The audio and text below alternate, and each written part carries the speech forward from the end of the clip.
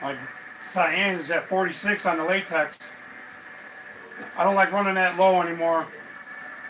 I did it with the yellow, man, that was terrible. Or magenta, I had to get a new print head.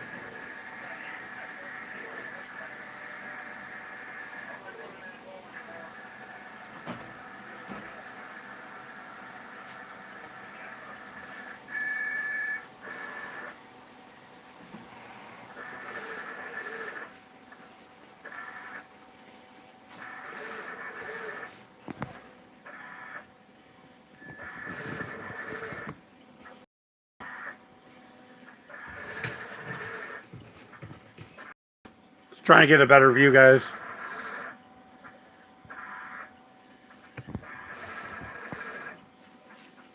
I'm going to be printing some banners on the HP.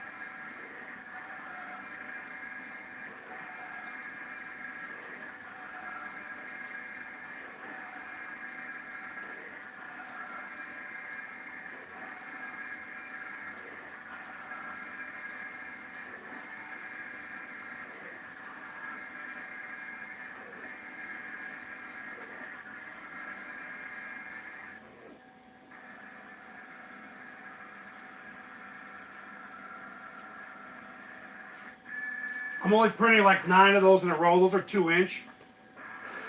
Just in case, I know I have enough media, but I always like, I'm not in a rush. It's not a job. It's just for my own stuff.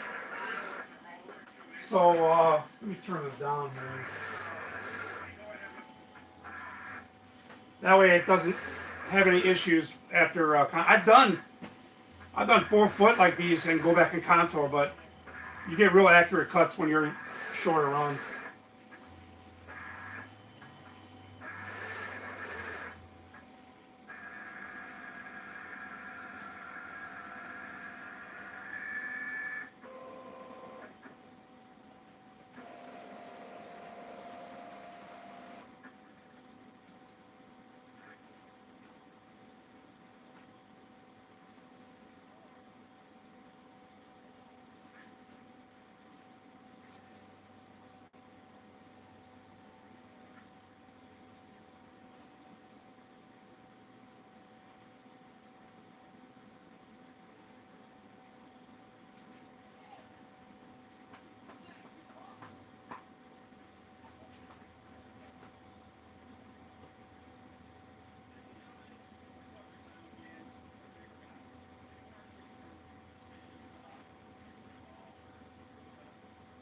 Actually, I'm doing 8. 8 at a time.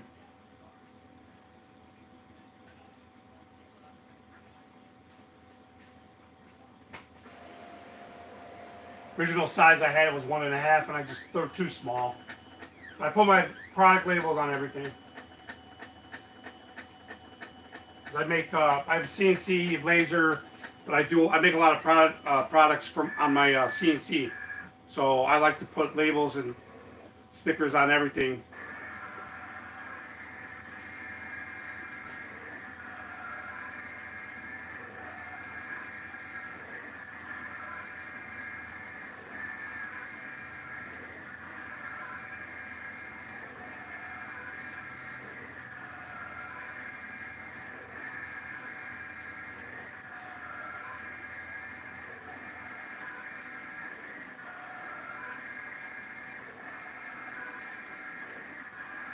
So just to give you an idea, this printing right now is this is just 720 by 720 bidirectional. So you're seeing it print 2-inch circles and then contour cutting. So that's, if you don't have one of these, this is what the speed would be on a low. These are vectors, so they're spot color. Not really spot color, but I don't really care how they come out. So, anyways, I get close to what I want. But the vector colors always print better. I always get better matching than I do, obviously, with a bitmap or something. But so that's how long it's going to take to do 16 2-inch circles and cut as you're watching. 720, 720.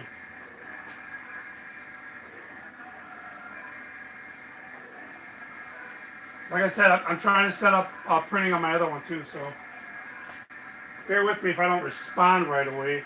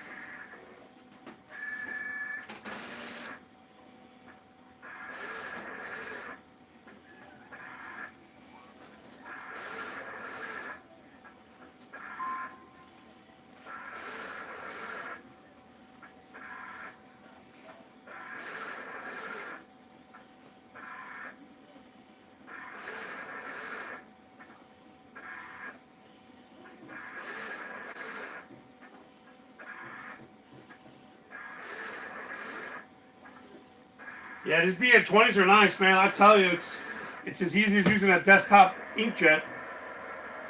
Nothing to touch on the printer itself. VersaWorks is simple to use, as long as you got your export settings right. Using Corel, Flexi, whatever. It's the only thing I ever do on this is a weekly maintenance. Takes 5 minutes, and wiping it down.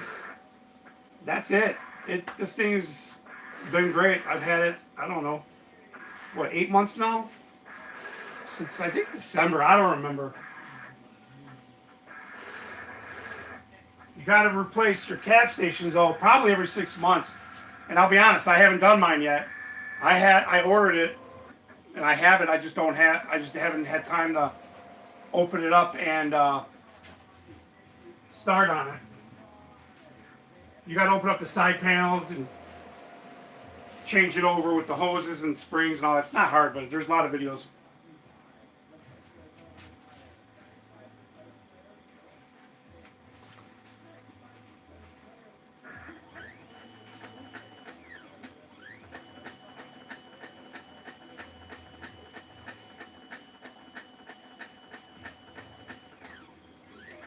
That's just printing while I'm doing other stuff, guys.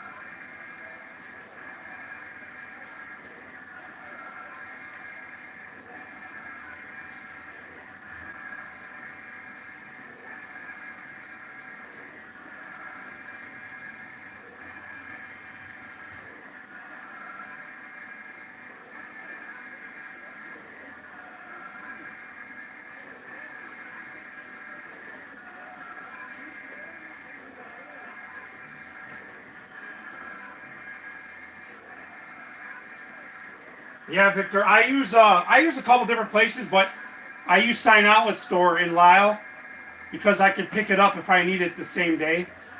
But they're only like 30 minutes from me, so and it's between to and from work when I'm actually working at the shop at my office. So yeah, Kevin is the owner and his brother. Believe it or not, I used to work there over 15 years ago, part time. I ran the print for pay department there for a while.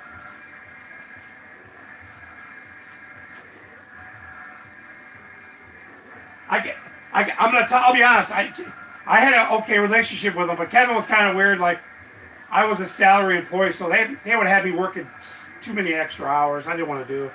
Anyways, yeah, that was maybe 18 years ago. I don't know.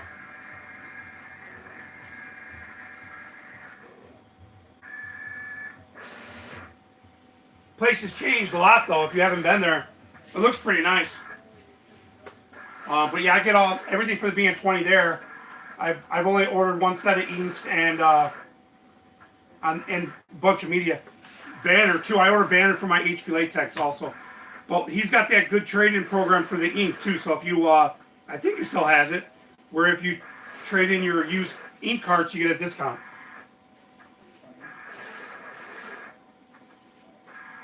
It's possible. I did open houses way back. This going way back though, Victor. I think I left there somewhere around between 06 and 07. I'm not even exactly sure, to be quite honest. But I did a few open houses. Like I said, I ran the print for pay department, all those printers.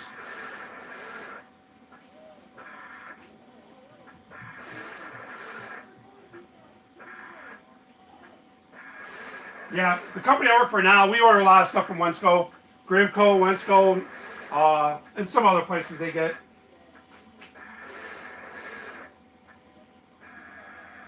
They're a big Roland dealer. I mean, I always like the Roland stuff. I love my HP Latex, but you know the Roland is what they support. So I've always been an ecosol guy, but I never owned one at home. So that's where I'm at.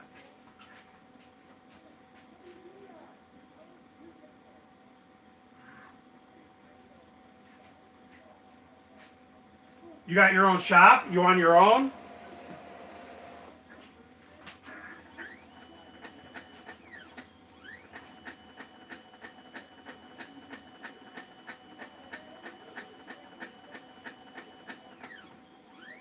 Oh, so my company does a lot because we're a union sign shop. We do a lot of CTA stuff. All that stainless steel you see prints on the subway, we do a lot of that because it has to be a union shop. And there's only a few union shops.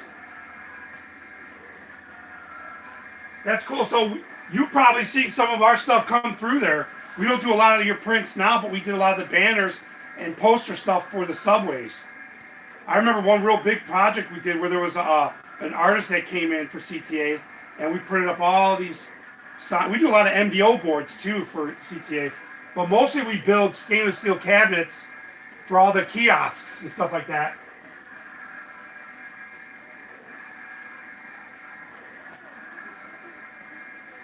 You know, the company I work for, it's a commercial sign shop, so that's the kind of stuff that we do. I mean, union stuff. You have to be union. I'm local 701, and we're also local 134 electrician too. So, yeah, we do a lot. CTA's died down since COVID, but we've done a lot. That was majority of our stuff.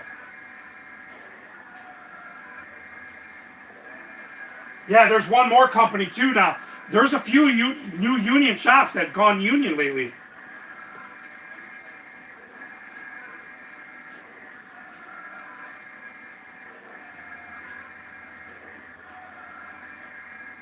There's another one.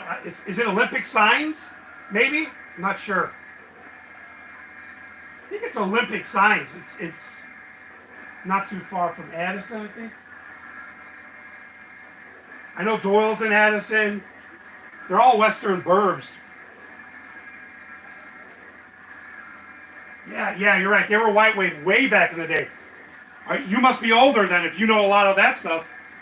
Because we had a lot of guys from Whiteway come over here.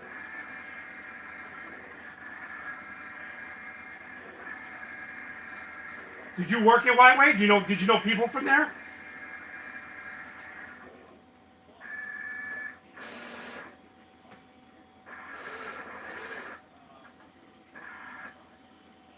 Do you remember a guy named John Michaelberger? Or a guy we call Mero? Or a designer named Dave Freaky? Yeah, you've been around there a long time. Yeah, Dave Freaky just recently retired last year. The dude went crazy, man. He went crazy.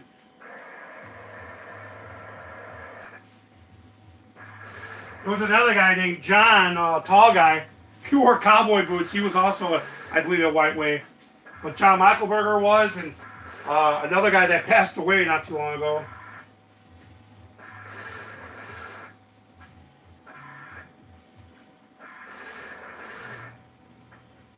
Small world, huh?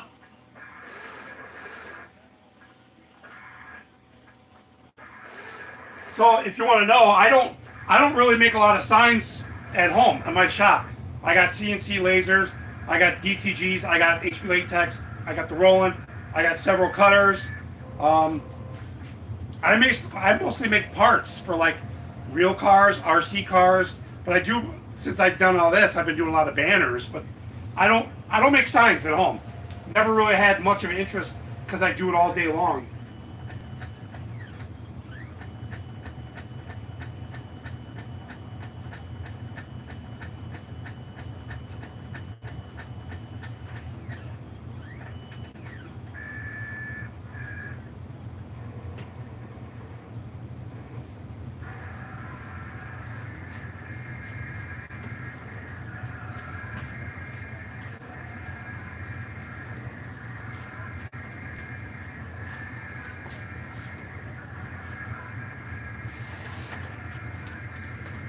That's why I like printing and cutting, so I can take them off at the same time. Yeah, the Bn-20 is great, man. It's a great machine to have at home, and small runs, you can make a lot of money on this thing. I get into this heated argument all the time with people. This machine is great, man. It, print cuts. It's just, colors are phenomenal. The print head's amazing. You get a 1440, it's pretty good. You order it for home then, right?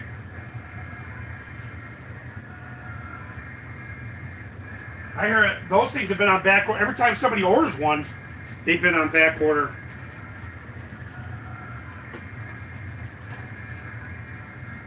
I'm looking at all my cuts, everything, the colors, it's amazing. This printer's amazing, dude.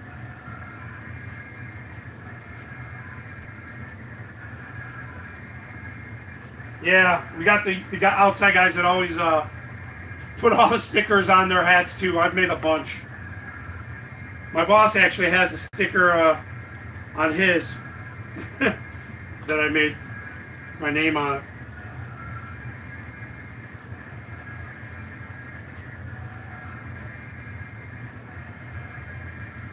Right, yep. Yeah, those Union hard hats. I've made stickers for several different unions though. I mean, for friends, and so I have friends in plumbing, I have friends in windows. I've got union friends all over, and a lot of policemen and stuff, firemen.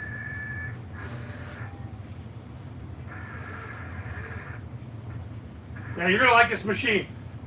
Easy to set up. Just make sure when you're setting it up. Did you get the Bn-20A? And also, or if you got the other one, did you get white or metallic?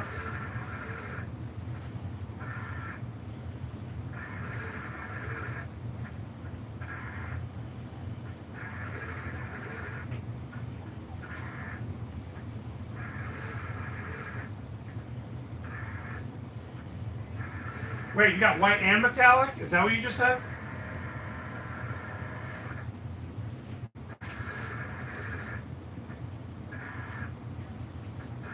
You run those, but you gotta use it every day. You gotta print something every day. Like even on this one, I don't do it every day if I don't have to, but I have these color charts that come with the VersaWorks. And I shrunk them down, and I print one of those every couple days because it does its own self-cleaning. But this is a VersaWorks color system library. You can see the color gamut; it's really nice. Anyways, I shrunk it down to fit so I could just get the print heads printing if I don't print on it every day, because I usually don't print every day. So I shrink that down and then just print it every couple days. Do that. It does its self-cleaning, but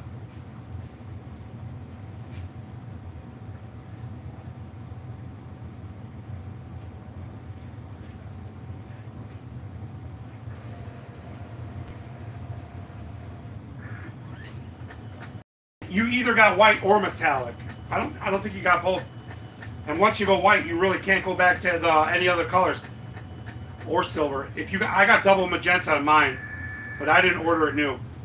But I could change out the magenta for a white if I wanted, but I really don't see. The only way I would use it for would be for like clear or static clean. I got a bunch of that, and it would come in handy. But I personally haven't had the need much for it, so I'm kind of glad I don't have the white or metallic.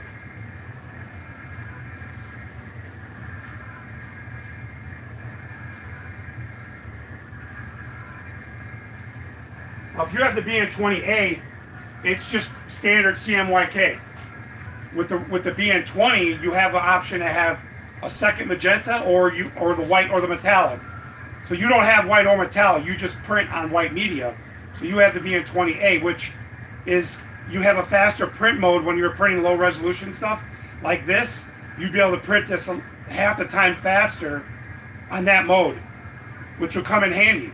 I mean, it's a good printer to save you $1,500, because I know this one's a little bit more, but yeah, it's either Bn-20A or you got the regular Bn-20 with the white or metallic.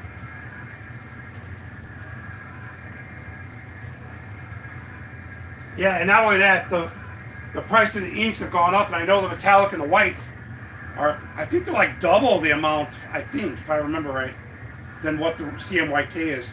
Well, what's cool is you could use the other brand, off-brand ink on these without a problem. People have been running them for years. I'm using all Roland inks. Maybe when I run out of my last stuff, I'll change over to the cheap stuff.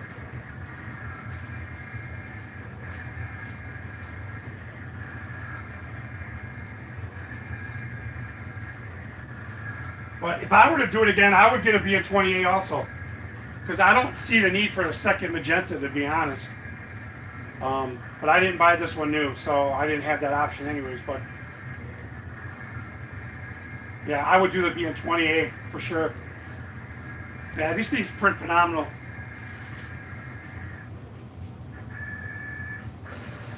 I really like it for the HTV. The HTV seems to hold up better than the HP HTV when I print on it. I use the Brightline stuff, the G-Flex 236 from Grimco.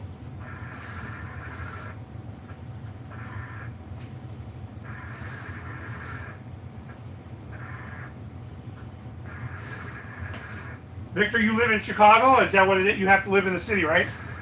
Because you work for CTA, or is that not how it works now? I don't remember. I grew up on the northwest side, but I live far west now. Yeah, I've done a bunch of t-shirt stuff. It's like this one I got right here. It's about 24 washes easily. Like I said, it holds up better than the HP Latex does on the HTV. And I use the Brightline G-Flex 236 from Grimco. I have tried the color print though, the Caesar color print. It's really flimsy, and it's easier to weed, but it doesn't tack well when you're weeding it. pulls off other stuff. So I got more tests to do.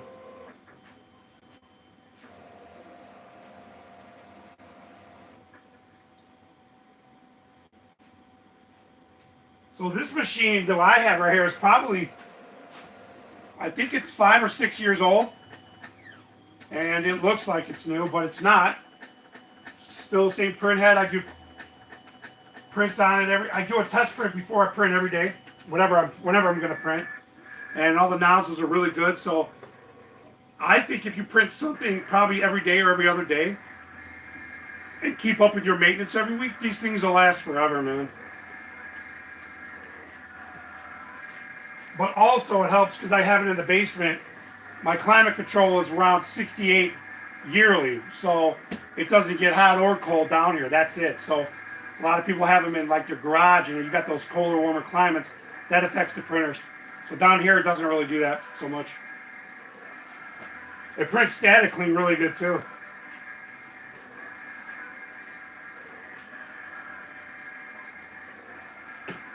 Now, I'm not promoting it. I don't sell these. I don't promote for any companies.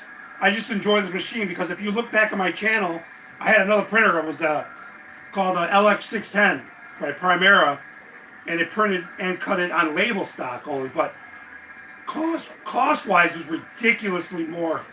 So I wanted something bigger on the fly because I do a product decals for my own stuff.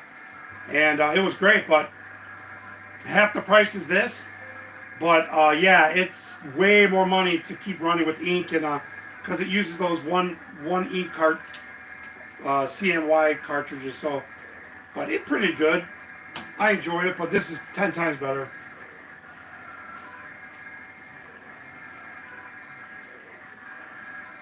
Yeah, those are good machines. I like them. If I were to move up to another big machine, I would look at Roland. I definitely would. One of those nice new ones, TrueViz, man. I know the inks are better on those. Those ecosolvent Max, what are they on, 3s now? I don't even know. It's better ink. On your machine, you'll be using ecosolvent Max 2.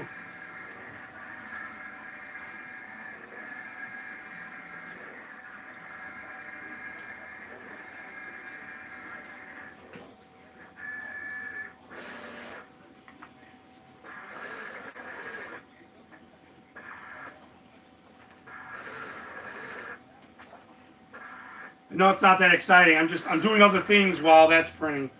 So I know it's not all that exciting here, but if you're like me, I usually have people's channels just running on my TV while I'm doing stuff. So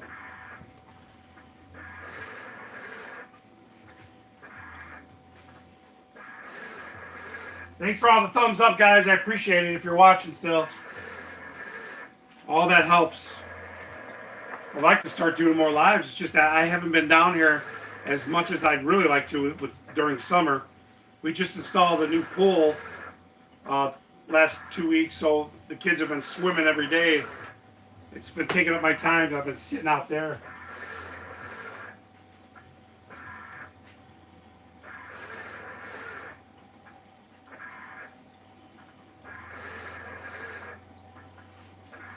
Victor, you got a heat press yet? If you're going to do HTV?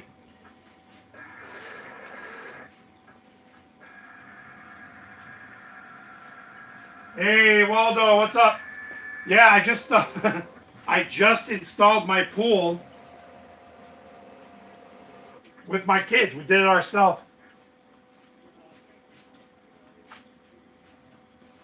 Let's see. Hold on. That set was done.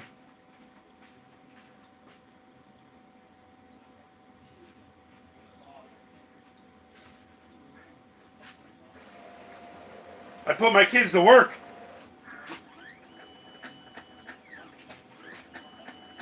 All right, here's my 17-year-old tilling the ground for the pool. I even got my younger ones in there picking up rocks. We had the whole family involved building that pool. I wasn't kidding. There's my 50-year-old with a wheelbarrow of sand. There was about 30 of those wheelbarrows that we put in there.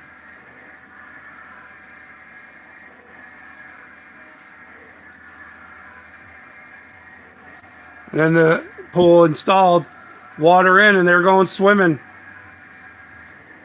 The 24-foot pool.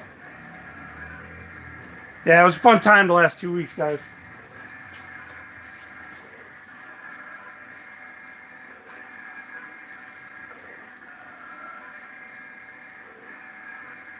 Gotta make them work. Well, they got paid, so either way. Hey, but according to taxes, we could pay them what, $12,000 a year, write it off. I think that's about what I paid.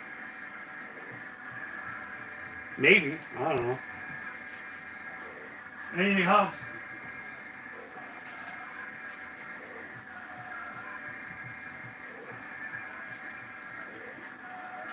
Yeah, good family time. When you got 4 kids, you got to put them to work. It's like a whole crew. My 17-year-old though plays football. He's on. I'm not gonna say anything too personal, but he'll be going to college playing football. So.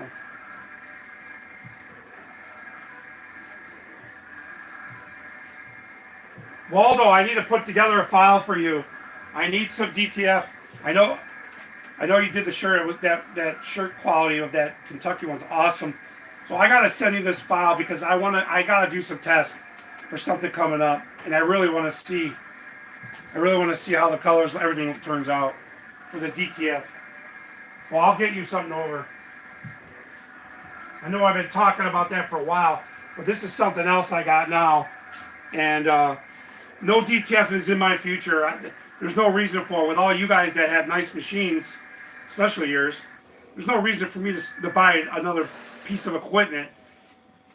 It's too much. I can't run everything at the same time anyways. Matter of fact, I got to laser 2 LED signs tonight too. I'm a little backed up right now. I will. I'm going to email it. I know you emailed me the size layout. What was the layout again for the size? You want me to do it for the sheet?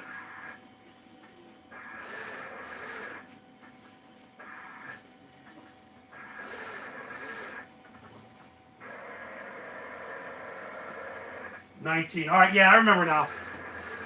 So just keep it inside 19. And I could gang them. What kind of spacing does it need? Anything? Yeah. I mean, if I just did a white solid background and then, or just you want me to contour all the white.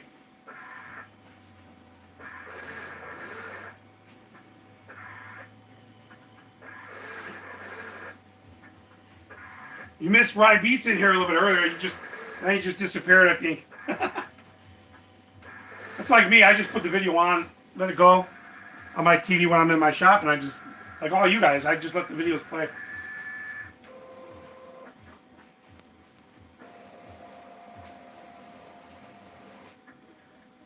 I think I was up to 10 people a little bit ago. Not that now.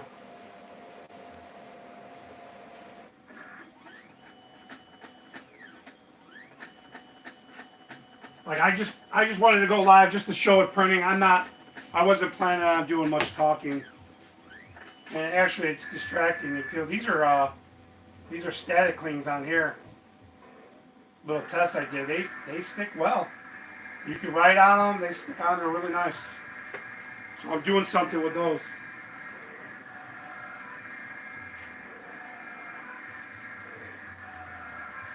All right, good. Yeah, just as long as I can cut through them. Okay, that's fine. Perfect. Appreciate it. Yeah, if anybody's watching, you guys need DTF printing, Waldo, hit him up. Check out his channel too. Lots of good content, a lot of good stuff for printing shirts, guys. Waldo's channel. He always promotes me, so Waldo's just he does a lot more in the shirt department.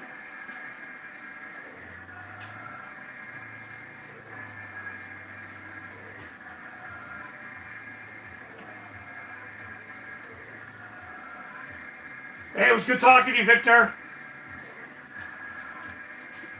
subscribe to my channel. Hit me up anytime if you got any questions. Use that email, theprinthouse@gmail.com. And if you need help when you get your machine, hit me up. No problem.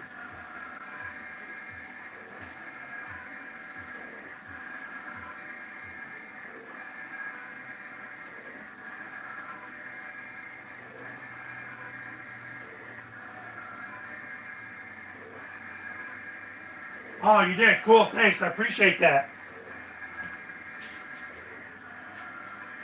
I look forward to you getting your printer going. I know you said it's back order, but sometimes they just show up.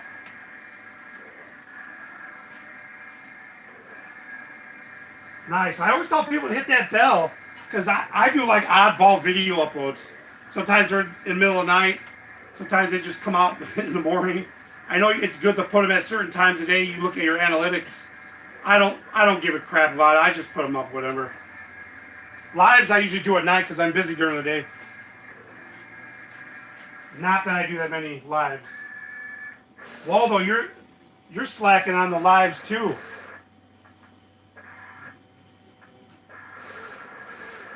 Have a good night, Victor.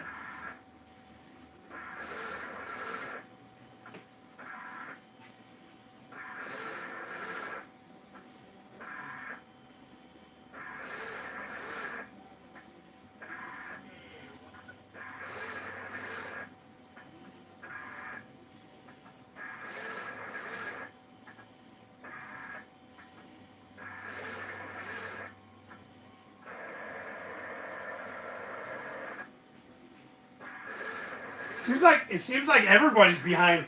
I caught a little bit of Juan's live. I caught a little bit of Rye Beats' earlier today, but I'm literally so busy. We're busy with work at my real job, designing. So I don't have time to interact during the day at all because we're just swamped. I have a few videos that I just play from channels I like Heavy D and all these guys, and a lot of truck racing videos, but I don't interact because they're not live. They're just playing. But when Rye does his lives, I'd like to go on his and try to interact, but I don't have a lot of time. Now I'm just wondering where my boss is. Usually when I go live, he comes on. Speak up.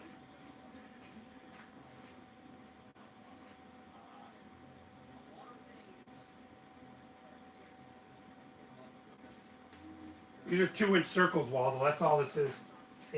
16 up. Printing and cutting in groups. That's all. Just in groups of 8 or 16, and I contour cut and done. I printed up 1,000. I like to print them all up so I don't have to print them when I need them. But these are all for my product.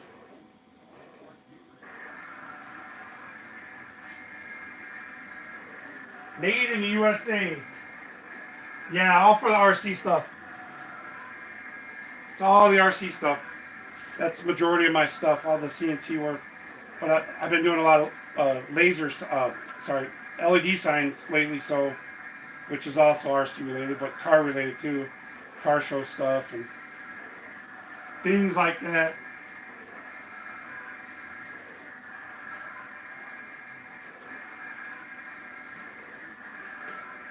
Waldo, those kids that you have in your video, is that like a nephew? I see you post a lot with him. He does the intro. That kid comes off a little smart aleck, but like my own,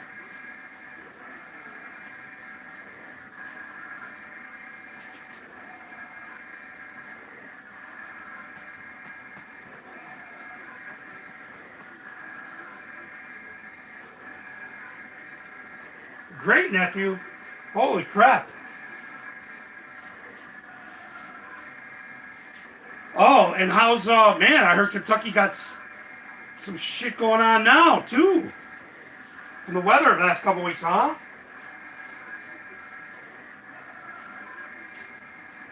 Well, you're not as old as me.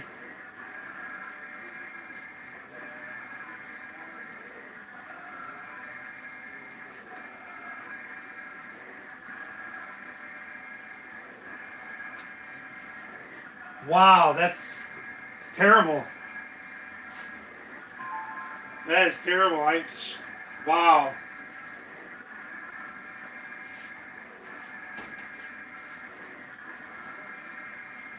That's terrible. You think Biden's going to help him or what? He's going to send some money out there?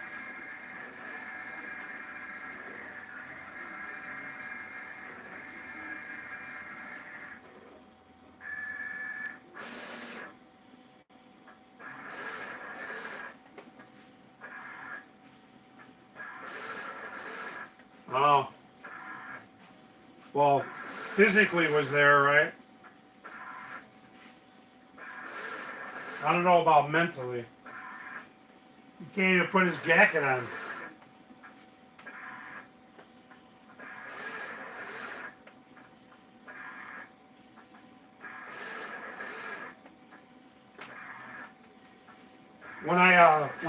When I do my cut my cut contour settings for the this is 3164. I'm usually at 66 on my pressure, and you got to every machine's different. Everybody's different because how your blade is set up. But I usually run 66 for my vinyl like this, white pretty vinyl, and then like 125 I think for HTV, the Brightline G36 or 236 G Flex 236. Yeah, very strong wind. It was like 5 miles per hour or something. It was just funny the way they've been showing it. Just imagine, it reminds me of like one of my kids trying to put their jacket on in circles, you know what I mean?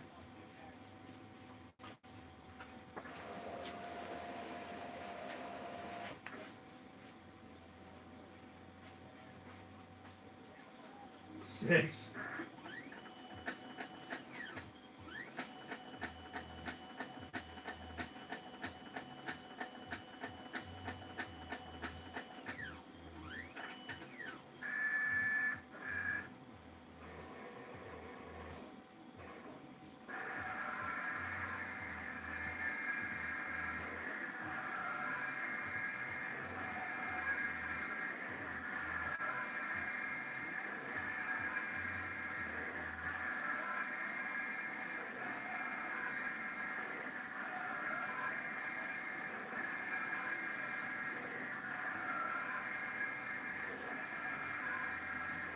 I'm just trying to set up these other banners I gotta do. I'll be honest, this pool situation has been delaying me on a lot of stuff at home, night stuff. I gotta print banners, I got LED signs, I got aluminum to mill on the CNC, I got a bunch of stuff.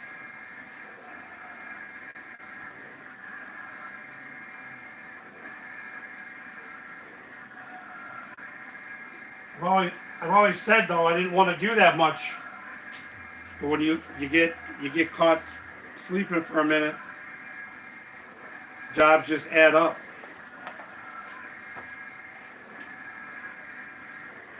I printed these cool Grand National towels. Check it out, Waldo. That's on the BT12, directly printed. So I press them and then I print them. I think still printing after 2 years. No issues.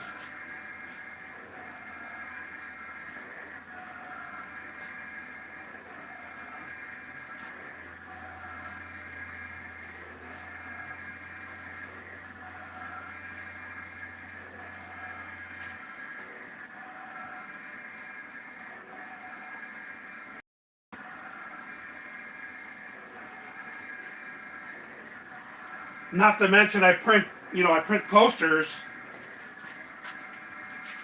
on the BT12 too. Another great option for you. You can print like 6 at a time. Shelby. That's just black. I just do that in black. Some old Ford one. You get decent color out of them. I mean, you don't have a white base. take out the other ones here and show you. Let's see what I got. This was actually, I made these for somebody. It's printed like this Mustang, 50 years, edge to edge on there. Of course, that one without the plastic. And then another old little Detroit power for you there, Waldo. Coasters are good. They make great gifts. People love getting them. I get special requests on those all the time.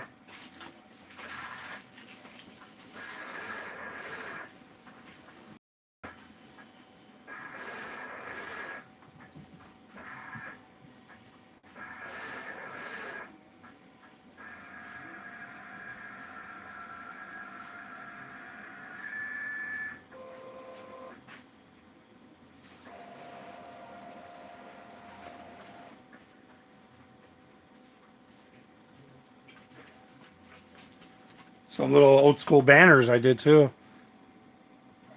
These were done on the Roland. Genuine parts. These are like from tins. So I just put them on a banner. I was going to put them on my wall. Oh, there's two different kinds there. Oh, I got to send print. Yeah, just two different kinds. That thing prints well, man. I like this printer, man. You ain't making money on that thing, you're doing it wrong.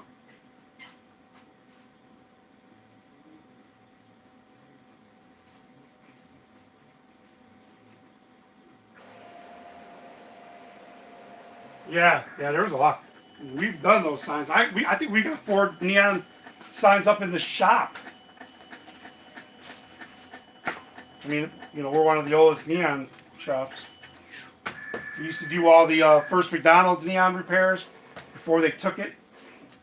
There's another thing I did on the BT12. My wife, little bag for her to go to work. She works for the post office. Essential. I did that for way back 2 years. Right when we got the printer. BT12 does good. I like it. Lock it lock.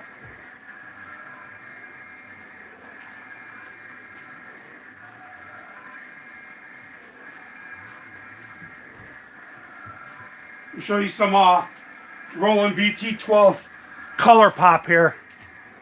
We'll see how good this light. Let me turn on this light. Look at the colors, guys. This is Roland Bn-20. Did I say BT12? I didn't mean that. The gray. I mean, this thing prints phenomenal colors, guys, and accurate. All you got to do is know your export settings. Look at that gradient. Oh man, it's so beautiful.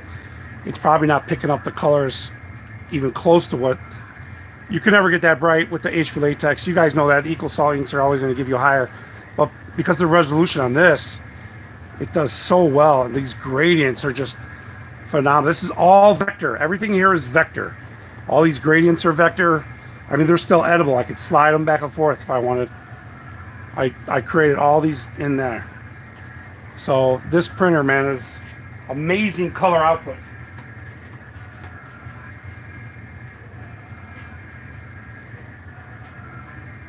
How's it going, Eddie?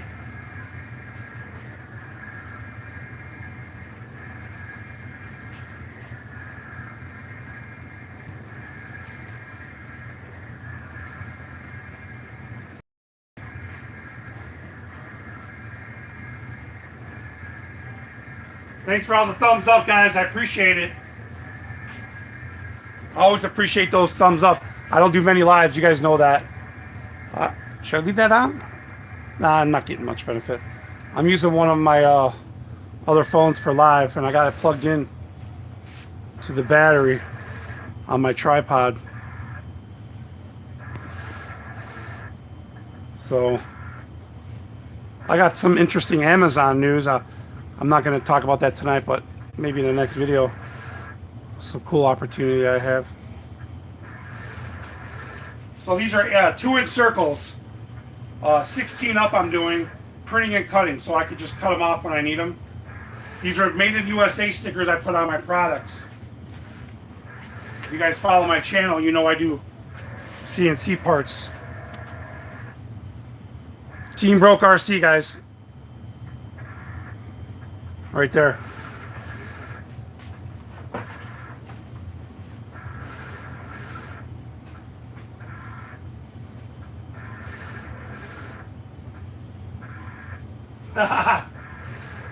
No. You know, Waldo, my Amazon account, though, in all seriousness, you know that the program for the affiliate, whatever. I honestly, it's not. You're not breaking records, but I think I'm hitting about 150 a month average on that. That's not bad at all, and for only having maybe 20 links or something, I don't even know. And I don't change the links. This is the same one I always upload. But have you guys ever heard of Amazon? What is it called? Oh, I forgot what it's called. There's merch. So I signed up for merch. I got accepted for that. So that's another avenue you guys could sign up for. Amazon/merch.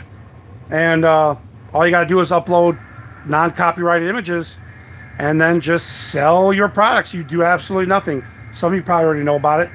So I'm doing that now. Merch is another avenue to use.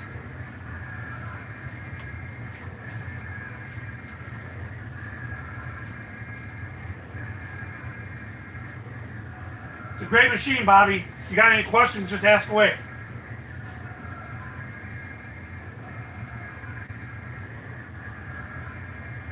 Yeah, but that's not bad, Waldo. I mean, you probably get around that what I get, right? I mean, that's probably what you get. Those affiliate links that people click on, it helps. You know what I mean? And the way they work is if you click on one link, you probably know, obviously, it's that link will stay attached to that person, given they have cookies accepted everywhere they go, for 24 hours. So if somebody actually bought a laser machine through one of my links from another product. So they clicked on, I think it was acrylic or something. I forgot what I put. And they went and bought a laser machine after that. And I didn't even have a laser link in there. I did it after, but I made like shit $200 on that. And I did absolutely nothing. All of a sudden I was like, this got to be a joke. But you know, it takes a month obviously for it to come through.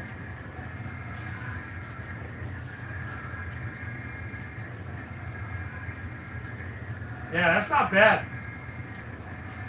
For doing nothing, that's free money. Everyone should be doing it, right? The thing with the affiliate links, Amazon doesn't really like you using links for products you don't use or you didn't buy or something like that. So the algorithm kind of picks up on what your affiliate links are. But everything that in mine I've listed. So I've done videos on all that stuff.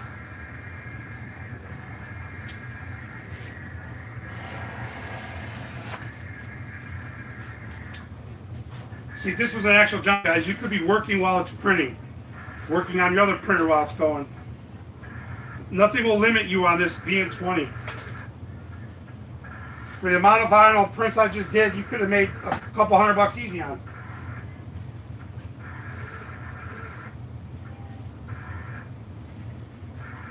Eddie, it doesn't work like that. I'm 100% on that.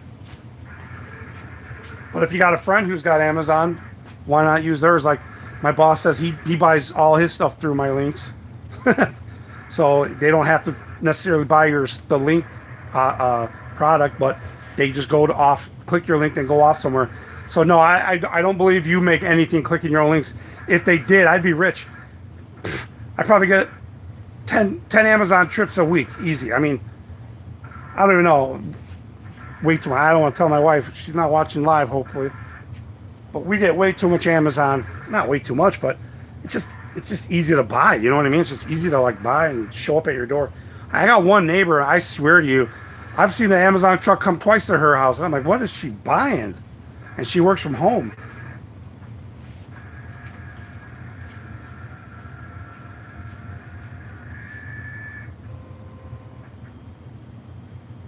You know what's, my boss told me though, if you guys don't know about the Amazon merch, so when you upload your own images, he uploads his own images to his merch shop and then buys his own products through his merch shop on a different account. So in reality, it works for that. It probably would work for if you have 2 Amazon accounts. Like, I'm not going to tell you or, you know, influence you to do that, but I guess that would work that way.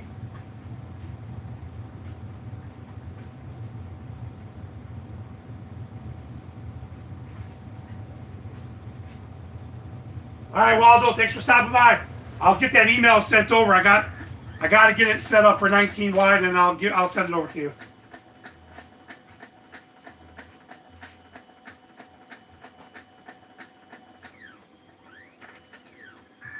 Yeah, Eddie, I don't think that's a problem.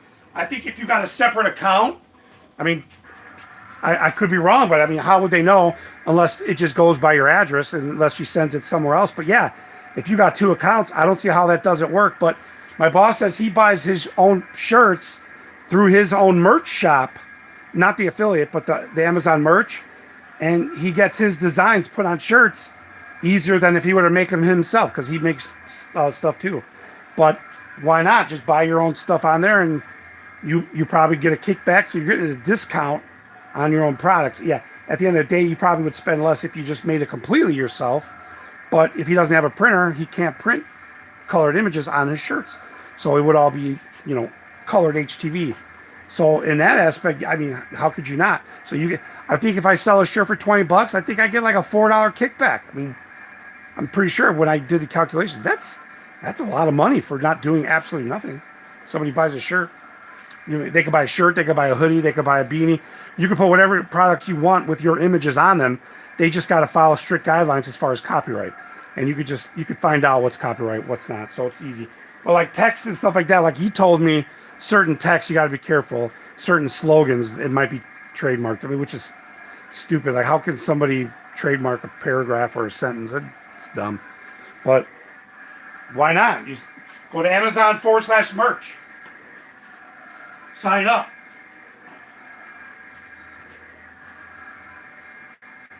Yeah, he buys his own shirts. He has the Amazon. He's probably watching. He has Amazon, the merch, but he doesn't. He did it for himself. Like I was telling you, he didn't do it to make money off of it. He did it to put his own design so he can have, you know, these colored shirts done. And I've seen the shirts. The quality's not bad. I mean, I'd say it's probably a step up from HTV. I don't know what the whole transfer process is. It's not DTF. I mean, it could be now. It could be DTF now. I'm pretty sure it's not DTG, but who knows what their real method is, because you don't have control over that.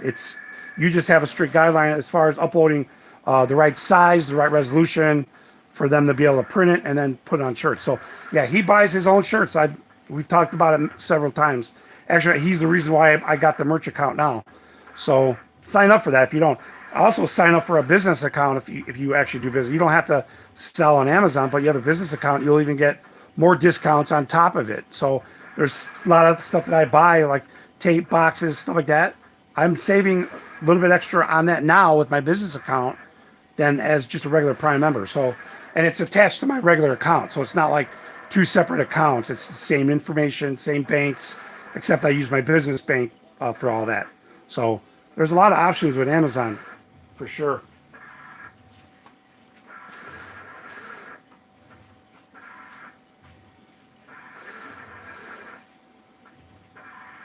Thanks for all the thumbs up, guys. I really, really, really appreciate it.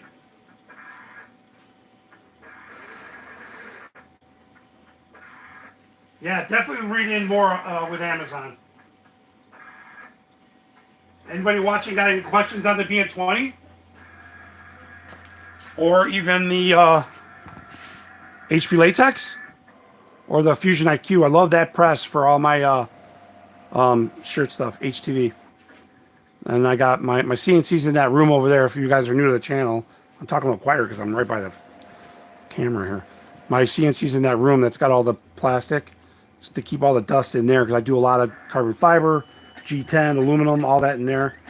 Right in front of that, I got a powder coating setup booth right there, a small booth. And then the oven and powder coating stuff there. Over here I got DTG. God, I got to back up. I got the Roland BT12 over there. Great machine. This machine right here is a flatbed UV printer. Got that from Waldo. Got it going. We got to do more work on that. I haven't had time, but it does print, does work well.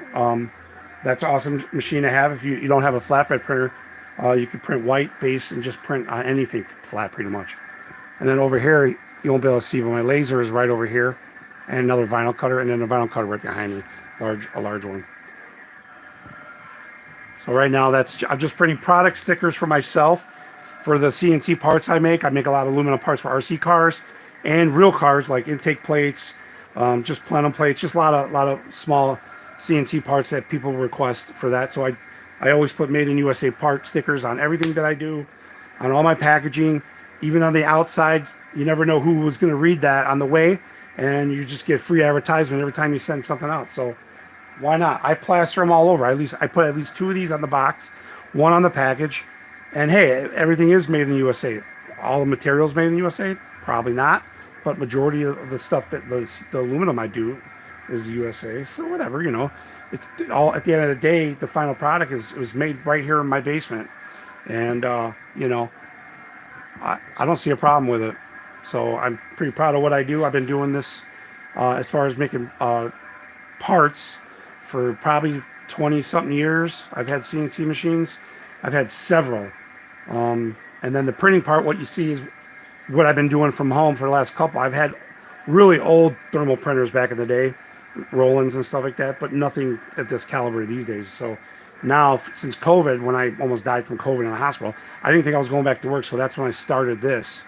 And it's been up ever since. So if you guys are new starting to shop, the Bn-20 is great to have in the house. You don't have to worry about fumes so much. HP Latex, absolutely no problem in the house. You don't even worry about it. There's no maintenance on that thing, virtually no maintenance. You clean the strip with distilled water or whatever.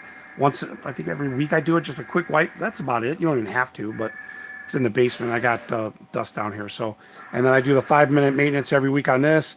Clean the head around the cap station, wipe it down. As long as you do that, this machine's like 6 years old, guys. This is the double magenta Bn-20. So, these machines will last. You take care of them, and this is proof. I didn't buy this new, so I've only had this, 9 months, 8, 9 months? I don't remember.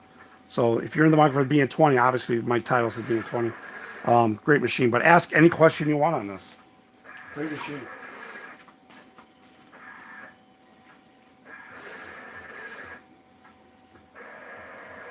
Eddie, when 3D printers first came out, I was all over that.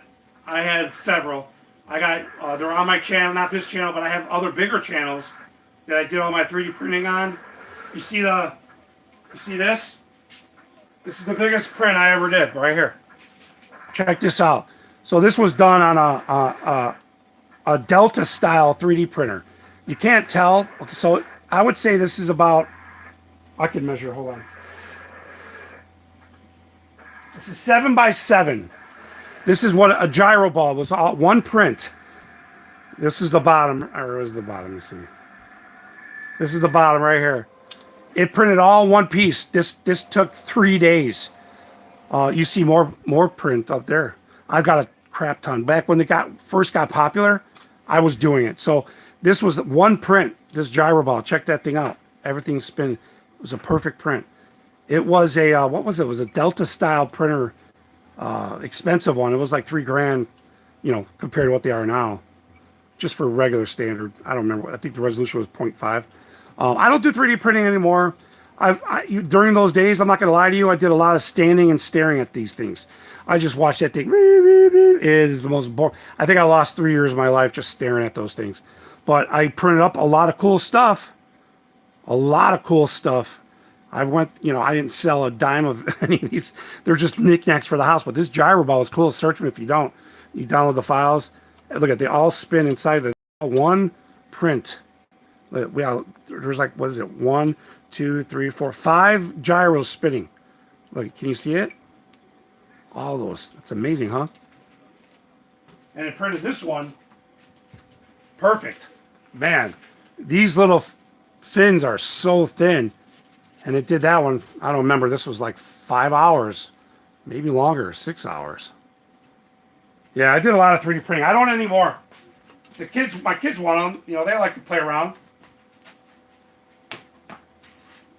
But I just don't have time for it these days.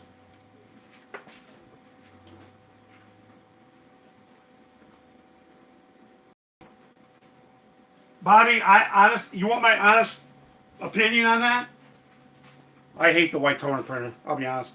Yeah, I would say the white toner printer is only good for stuff this big, 3-4 inches. You're gonna put it on a hat. You're gonna put it on a shirt on the pocket. White toner printer. If you have one, I'm sorry. I've had experience with them. I've just seen the downhill of people buying those super overpriced machines. I mean, my God, $8-9 grand for a white toner. Oh my God. I mean, you could buy that Ghost white printer. Maybe that one's cheaper, but I don't think they're good for longevity.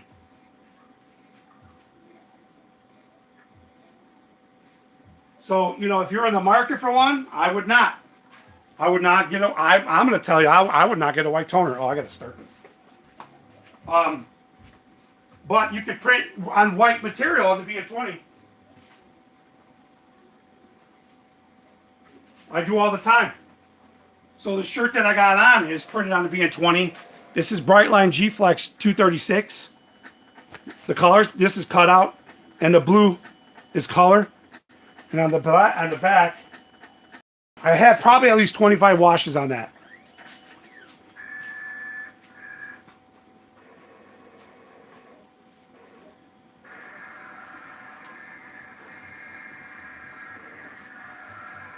Craig, you got the blue one?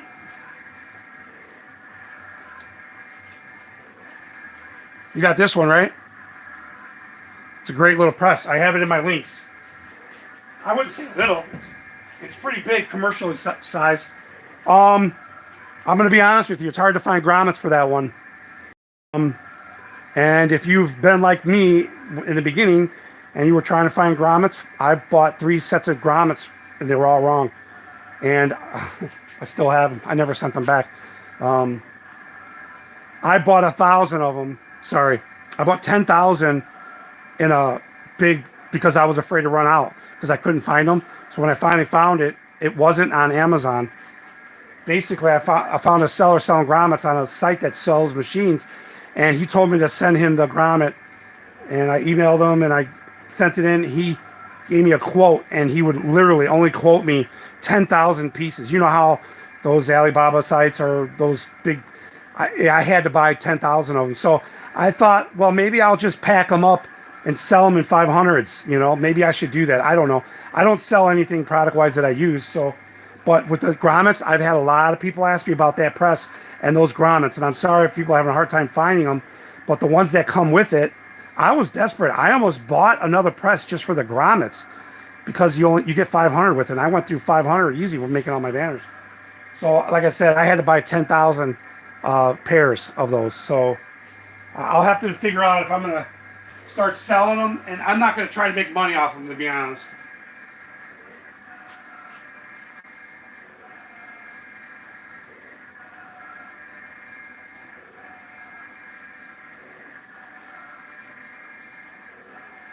Yeah, if you print, you could print on the white HTV, and then you could just press it on any shirt. I've done tons of them.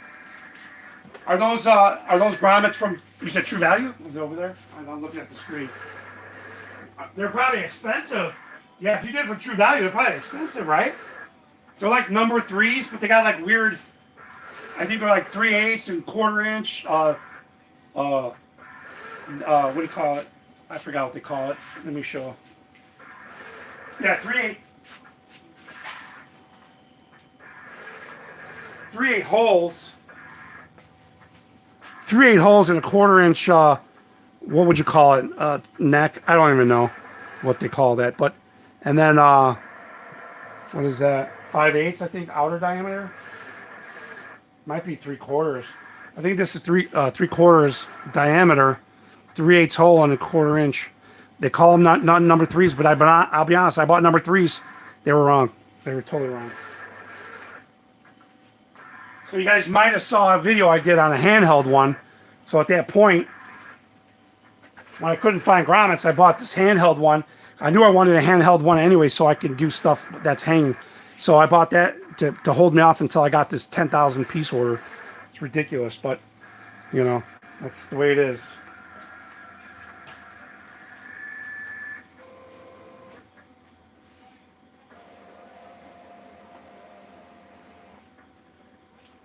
So Bobby, if you're in the market, honestly, if you were in the market for a white, for doing dark garments, and that was your option, white toner, why not go with the Bn-20? You know what I mean? There's you could print on white HTV, and then you could press them right to your dark shirts. I do it all the time. They hold up well. It's great. The white toner, man. The first everyone talks about. Oh, they're great. When they get done with their first set of inks, it's like $1,000 or $1,200 for a set of inks to put in that thing. You don't get a full set of inks with it. You get like these demo, maybe half or a quarter of what a full set would be. So yeah, they may last, but when you got to replace them, it's like $250, $300 a cartridge on them.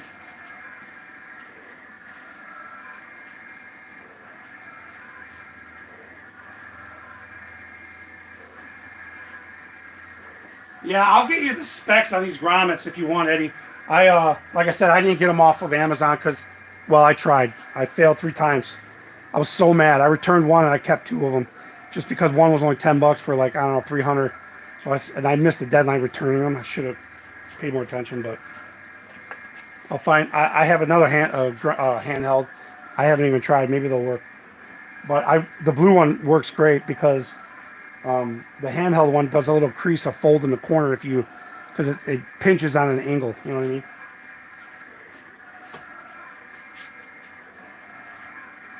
But yeah, I mean, Bn-20.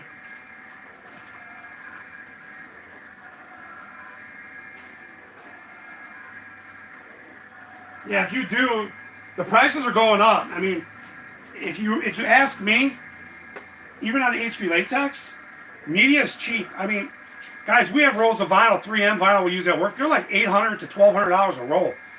You know, 50-yard roll of 3164 or something like this is like $80 shipped. 20-inch. And the ink is, it just very, very, very, very little consumed of ink. It's not much at all. It's like, man, I don't even know. And I've got all this ink down there. But in the 8 or 9 months I got, I just redid the maintenance box once. I got to do the capping station. I have it. I just haven't done it. And you know the capping station gets bad because you start getting ink head, the nozzles dropping out. And sometimes it just happens out of nowhere because when it does these self-cleanings, it fills up the capping station with fluid when it does its little cleaning automatically. And if it doesn't drain fast enough, that's because there's ink or fluid, whatever, drying up in the line. So it's not allowing the fluid to with gravity, travel down the tube that gets sucked out into your maintenance box. So usually when people get dropouts on these heads, just remember what I'm telling you now. When people get dropouts, I've never had that bad, but when people get dropouts on these, the fluid stays up in the capping station. So when your head goes down to seal around it, you know, it floods out the ink nozzles. So that's what happens with these. So whenever you see people post and they're like, oh, my head's, I've done all these cleanings. Yeah, once that happens, you're going to have to do a crap ton of cleanings. And I usually never use the heavy cleaning, but you're going to have to do a crap ton of the normal or the medium cleanings to get those to be cleared out. But before you do that, you want to make sure your fluid is draining excuse me, in the capping station. Otherwise, you're just going to have that problem over and over again. So when they tell you change the capping station, you got to change the station and the lines because the lines is mostly the problem. The capping station itself, just because it has the sponge in there and everything, so you want to replace that because the ink dries up on it, which also doesn't allow the fluid to, you know, drain out of it. So there's a lot of variations. So when you see a lot of people, oh, my head, my people are like, oh, you need a new print head. No, you just got to do a lot of cleanings to get it back. But the longer you wait, so you don't want to wait. So every 6 months they say change it. It's $120 for the capping station, and it comes with the tube. And only use the Roland one. I mean, you could use the generic, and you might save a little bit, but they're not that much cheaper anyway. So you might as well just use Roland. But if you have a new machine, you want to stay within warranty anyway. So you want to use everything Roland. You know, the inks. What's also good about the Roland, I'm sorry, the Bn-20. You can use the Best Jet ink. I think I haven't used it yet, but a lot of people use it, no problems. And I'm also using 440s. If you notice, these aren't. Let me switch. These aren't the smaller ones. These are 440s, and they just went right in. So Bn-20 is a great machine. Keep up with the maintenance, you're good.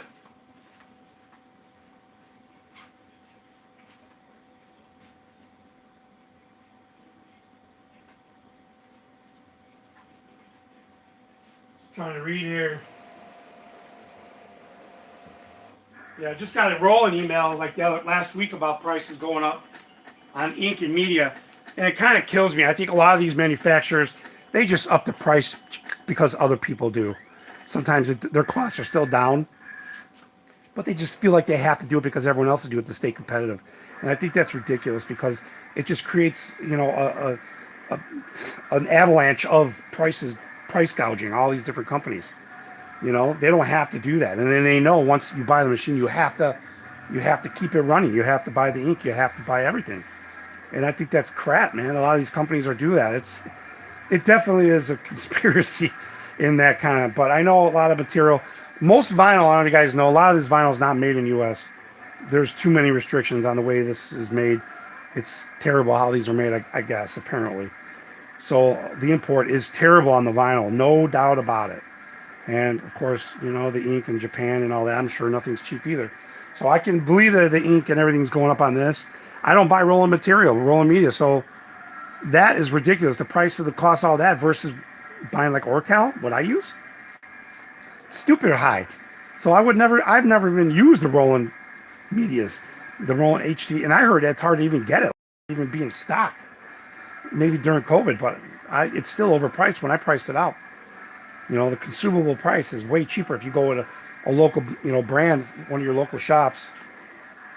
What's really the best if you buy a 54-inch roll or a 60 and you just have them cut it down, and then you can save half the amount of money. That's what a lot of people do. A lot of people take this vinyl and they sell them. You know what I mean? So, but yeah, the prices are stupid high, or going high, regardless. No problem. Thanks for stopping by, Bobby. I appreciate it. If you didn't like, subscribe, do that for me. Hit that thumbs up, too, if you haven't.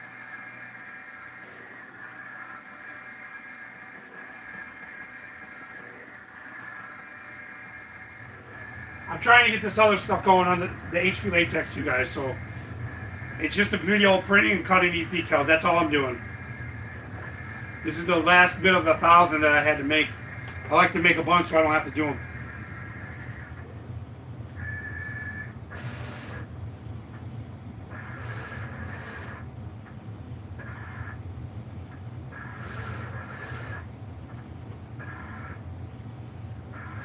You guys got questions, go ahead and ask. If you have any question at all, ask. I have no problem sharing any top secrets. There is no top secrets on this machine.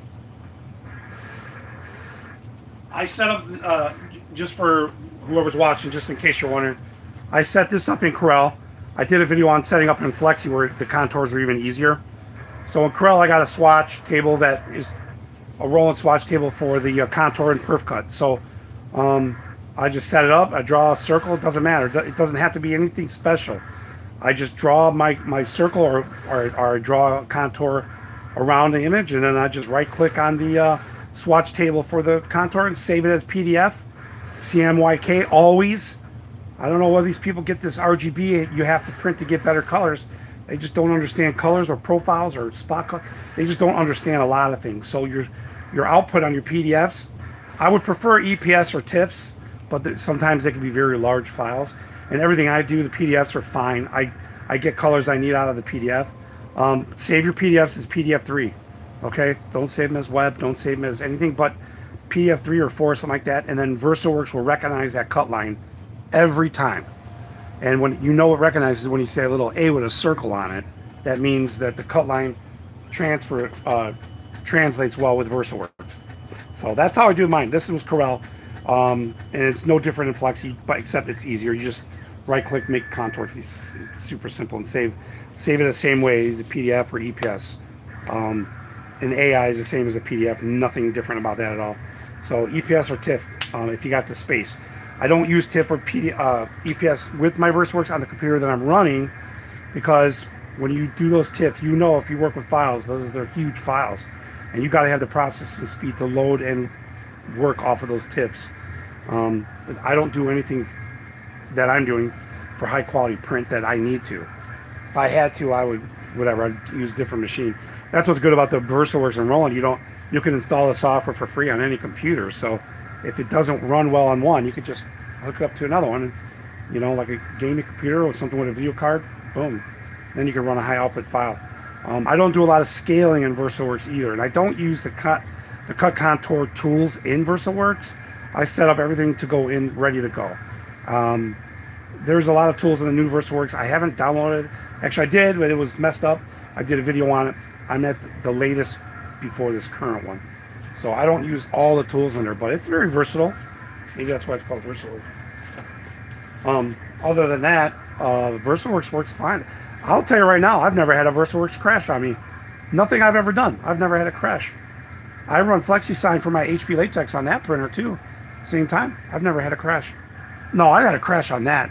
Not a crash, but a software freeze up, you know, you want to call it. Never VersaWorks. Never, ever, ever, ever, ever. I'll say it.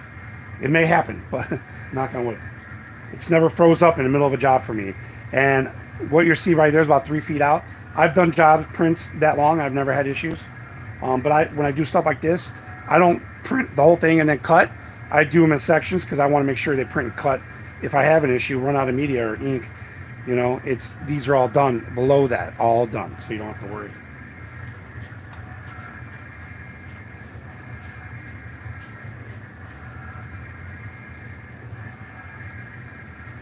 So my take on the white, though, I talk about it all the time. So the Bn-20 with the white or the metallic is a great option if you're going to print on white or metallic probably every day, and you're probably not going to unless that's all you do. The problem with the metallic, you know, it's got fire, it's got particles in it, and I guess you got to keep up. I've never owned it, but I know just from experience with people talking about it, the videos, and I've done a lot of research because I thought it'd be a cool idea if I had the white or the metallic also. The metallic is worse than the white because, you know, like I said, the particles in the actual metallic. You have to keep up with the maintenance, and a lot of people have good luck, and a lot of people don't. Next thing you know, they're not even using it. They're closing it off, and it's worthless to them. So unless you print on every day with metallic, don't get the metallic. But you can get some great pearlescent prints with it. I've seen prints with it, and they look phenomenal. It's pretty cool to do. I have no use for it, so it's nothing to me. White, on the other hand, I probably would have went with white because I could have found a lot of uses for white. Static clean, clear, printing on lamination. For what I do, I could have found a lot of uses for white. But after I hear people, when I hear a salesman say don't get the white, that scares me because, you know, he knows there's issues. So maybe the white got better. Maybe the whole system got better. I doubt it. The Bn-20A is virtually the same printer. It's got a little bit faster algorithm speeds on low resolution settings. But other than that, it's the same printer. Now, if you're going to print white every day or every other day, I'd say get it. I could find use for it for sure. But if you're doing HTV and you're doing on black garments, dark garment, you don't need white. You just print on white, and you do contour cuts with bleeds, so you don't have any white outlines or whatever. So, like I said, I would not go for a white toner over this any day of the week.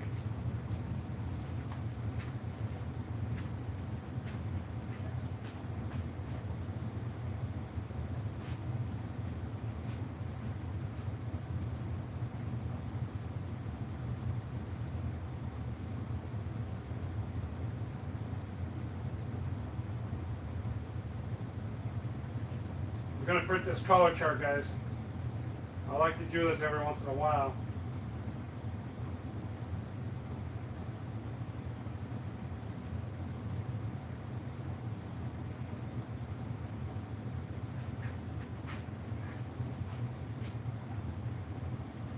Yeah, I mean, if you're going to do a lot of stickers, white definitely comes in handy on clear media if you're doing stickers for sure. There's a lot of cool stickers. I mean, if that's your thing. I do a lot of stuff for the RC community, you know, and there is a use for clear printing on stickers, like the old days when they screen print. Let me get an example if I can find one.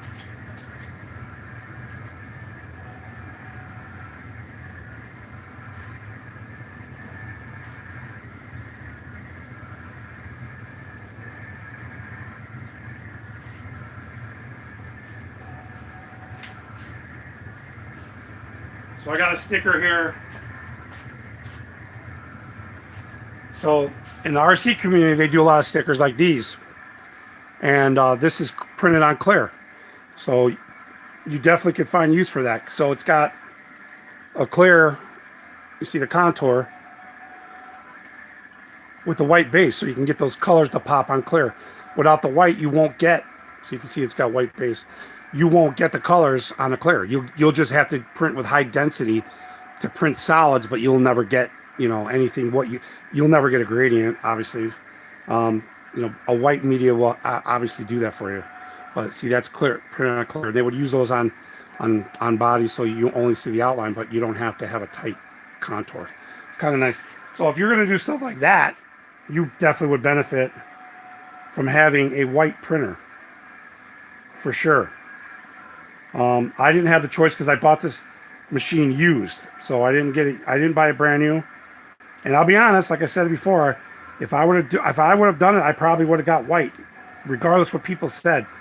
Only because I know I print something every day almost on this now, so I wouldn't care too much.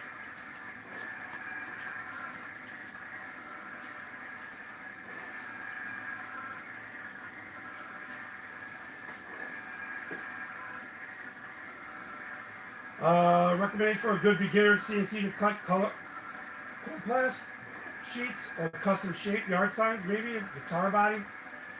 So, Craig, let me show you something, Craig. Hold on. Yeah, Eddie, I was just going to say that, a drag knife. So let me show you what I got. Be right back.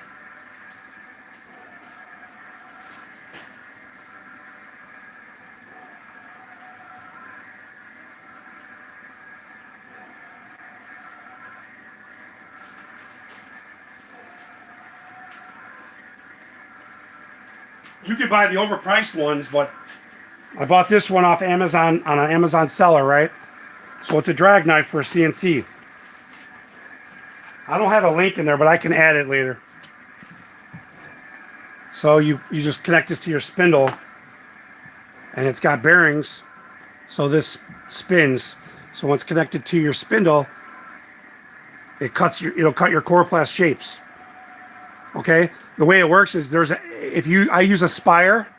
A Spire has a toolpath generator already made for these types of toolpathing when you're setting up your toolpaths or your G-code. And basically, the way these work, how they turn. So when they cut, it actually uses the blade to turn. So the machine with the toolpath, it knows it'll go into a mode where it makes it turn before it goes into cuts. So you could use these on any CNC for cutting shapes on coroplast. And the cool thing about it, they just use standard blades. Nothing special about these blades. There's another overpriced one you guys have seen. I'm not going to mention his name.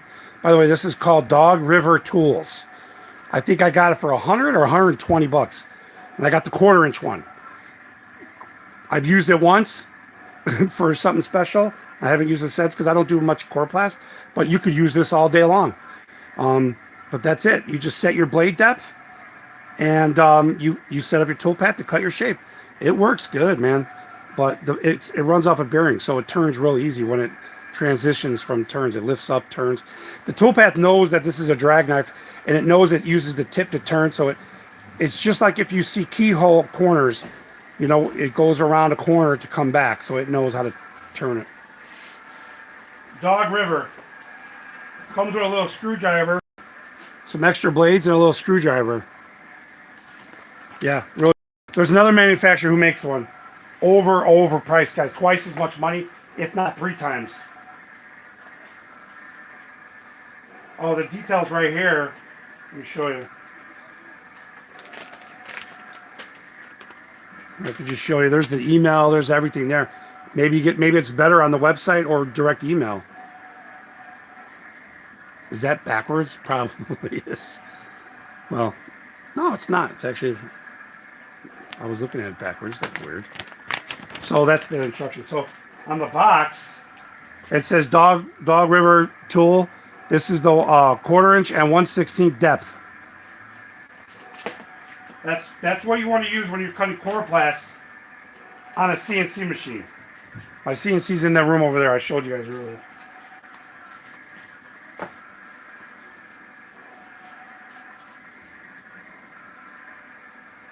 Craig, if you were looking for a big machine to cut coroplast, you could just use any of those shape Ocals or any of those generic ones that are a lot less money, not really commercial based. Like they run off V bearings or belts. Those work. For coroplast, those work. I don't recommend mostly for milling out wood and stuff like that with those, or aluminum. And you can, listen, you don't have to use a drag knife when you're cutting that. You could cut it with a diamond bit, like a deburring tool on CNC also, but you got to remember when you do that, you create a shit ton of dust on your coroplast. So when you're going to try to lay vinyl or whatever, you have to clean the crap out of it because all the dust goes inside the channels inside the coroplast. So with the drag knife that I just showed you, you're going to get clean, solid cuts. It's just like any flatbed cutter that you see out there in a lot of channels. They clean cut images on those. So if you got a big enough CNC, you could do those all day long. Heck, I did it fast. I was just doing not really contour like this, but I was just doing squares and squares with a triangle too. So it was cutting. You know, my CNC is pretty quick, but yeah, I mean any CNC, any belt drive. There's a lot of CNCs out there that are lower base price. You don't have to go with even the shape Ocals or they're not the, what is the V carves, all the other one. They're costing pretty big now too now. So.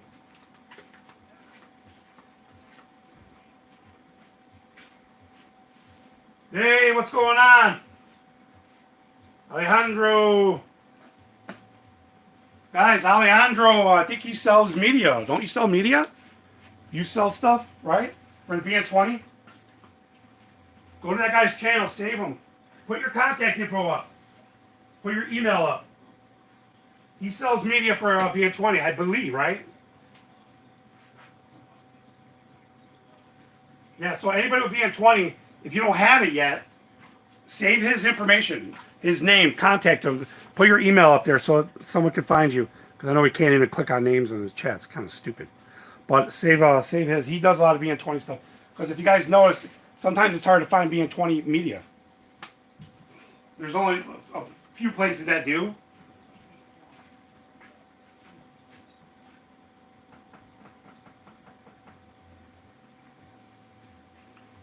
You've been busy, huh? What? You got some big jobs. Are you? Is that your 100% full-time job?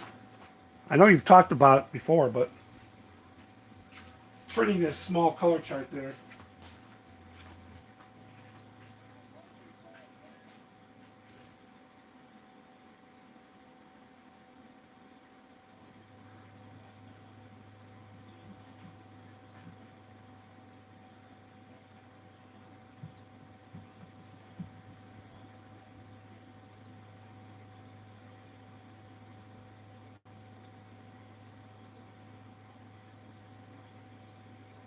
I'm going to print some Chicago flags too right now.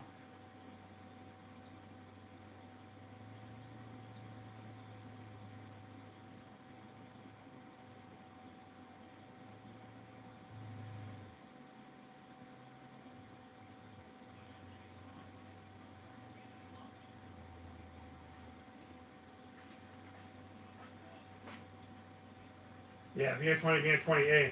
Oh, you're retired. Oh, that's awesome. Well, I'm glad you're making use of your time. It's one reason why I set up this shop for myself also, was when I retire in 15 years. I really wish I could retire now. But yeah, retiring and you're running off, having fun, playing with your printer, making money, that's living the life, keeping busy. I'm in Union 701, and I always get these emails every day, guys. After somebody retires, they're passed away now, they're deceased. I get these emails every day. Sorry to tell you, remember, I don't know half of them or more than half, but it just seems like after they retire, they just die. Man, I don't want to be doing that. I want to keep busy. I want to, but not stress out. I just want to for me, signs and graphics and printings is my life. It's been my life since I've been in high school. I got into commercial printing for large format printing, for like cereal boxes, Kleenex boxes, all that stuff, right in my last year of high school, because my dad did it, my stepdad, and he was in printing his whole life, and that's what I did. And then I transitioned to the sign part of it, which is what I do now. For the past 15, 16 years, I worked for a commercial sign company, and I'm a commercial sign designer. And then that's what I wanted to do. Signs are my life. Printing is my life. I love this. I couldn't, I could never be a salesman. I've always told people I'd never be a salesman. I can't sell, magazines, but I could sell prints and signs because that's what I love. I think the best salesman is the person that loves what he's selling. And you don't get that with a lot of salesmen. They got to find their niche, or they got to find the product that they have passion with. And you can't just throw a vacuum at a salesman and say, oh, sell it, and have passion. There's no passion in selling something like that. Who has passion selling vacuum cleaner? This is old fish oil type stuff, but signs and printing, it's my life. I love it. I just love watching that print.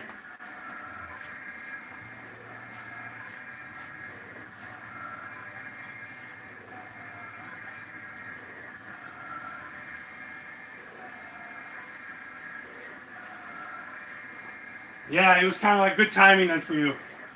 Like Alejandro said, you guys are watching it and aren't talking, which is fine. It really is hard to get some media for the Bn-20 sometimes because I think people buy it in bulk, and I don't buy it in bulk because I don't like the shelf life of it. Of any media, I could handle it in here. I just don't like to keep a lot of it because, for whatever reason. But yeah, Alejandro, I mean, my past videos. When I got COVID, when I started all this, I almost died too. I was in a hospital for a week. I didn't think I was ever going back to work. That's why I started to do this. I've been doing CNC parts for years, my side business, side gig, but I didn't want to keep doing that because it's a lot more physical labor, a lot more work. Doing these Chicago stickers, the color in that blue is really nice. But yeah, it's something I really, really enjoy doing. Something's popping up on the screens here. Now I'm getting messages on here. What the heck? Oh, that was from way earlier. Rye Beats was on here. I've been going on 2 hours with live. But yeah, hit up Alejandro. He's not trying to make a lot of money either. He's just trying to keep us all, running. That's the important thing about it. So people say, oh, it's not dry. Guys, this is all dry right here. Where the red stars are, that might be a little bit damp because there's no real good heater on the Bn-20. You can't adjust the heater temp either. It's not like a larger Roland where you have heat control and good heat. This doesn't. It has a small little heater. That's it. You can't control it. So for the most part, stuff comes out dry. If you have heavy prints, it will be wet. That's why you got to let this stuff gas out anytime you lam it. Well, a lot of stuff like I do bleeding like these, I didn't do it now, but I'll cut first. In VersaWorks, you can do cut and then print. It works just as fine as long as it's not a really big print. You might drift, who knows. But I print first and then, I cut first and then I print. But this is printing and then cutting just because it was an old file I set up. But, this is dry for the most part. So you just seen that, how long it took to print that and cut those. You tell me you can't make one. If I were to sell those decals right there, that's about $30. What did that take to print? I don't even know. 5 minutes, 10 minutes, print, cut. If you're not making money selling stuff like that, you're not doing it right. You can make money in this machine, big money.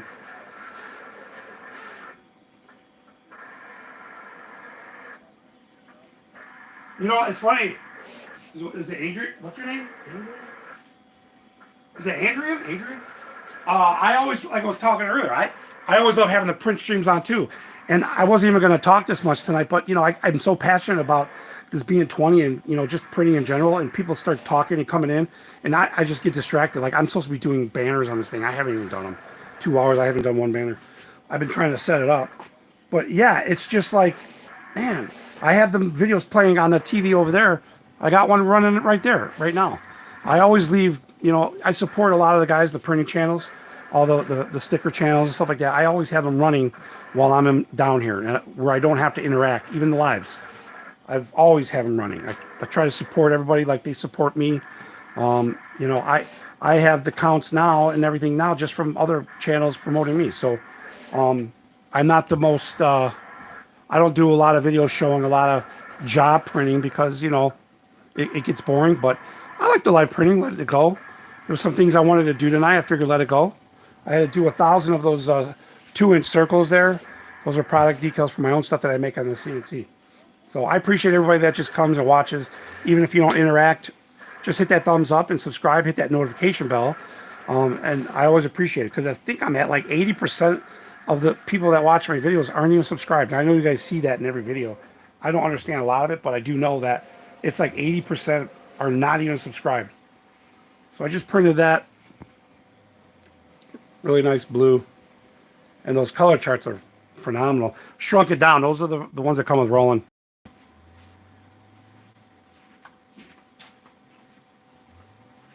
I'm like,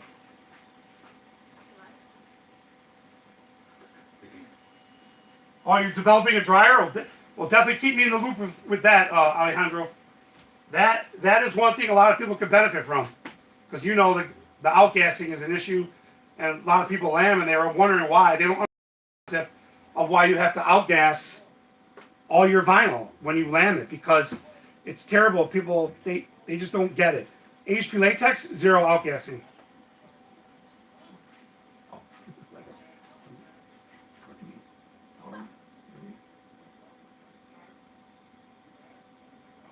Well, if you need help testing it, don't forget about me. Oh, really? All right. Goodbye, Mrs. The Print House. Goodbye, Mr. The Print House. My wife is distracting me, guys. She just got home from work. All right, so I think I'm gonna cut that bottom part off. I only got a couple more things I want to print here. I'm gonna do a test print so you guys can see where I'm at. You see how I cut it off there? I just use a standard blade and I just go right on that middle piece.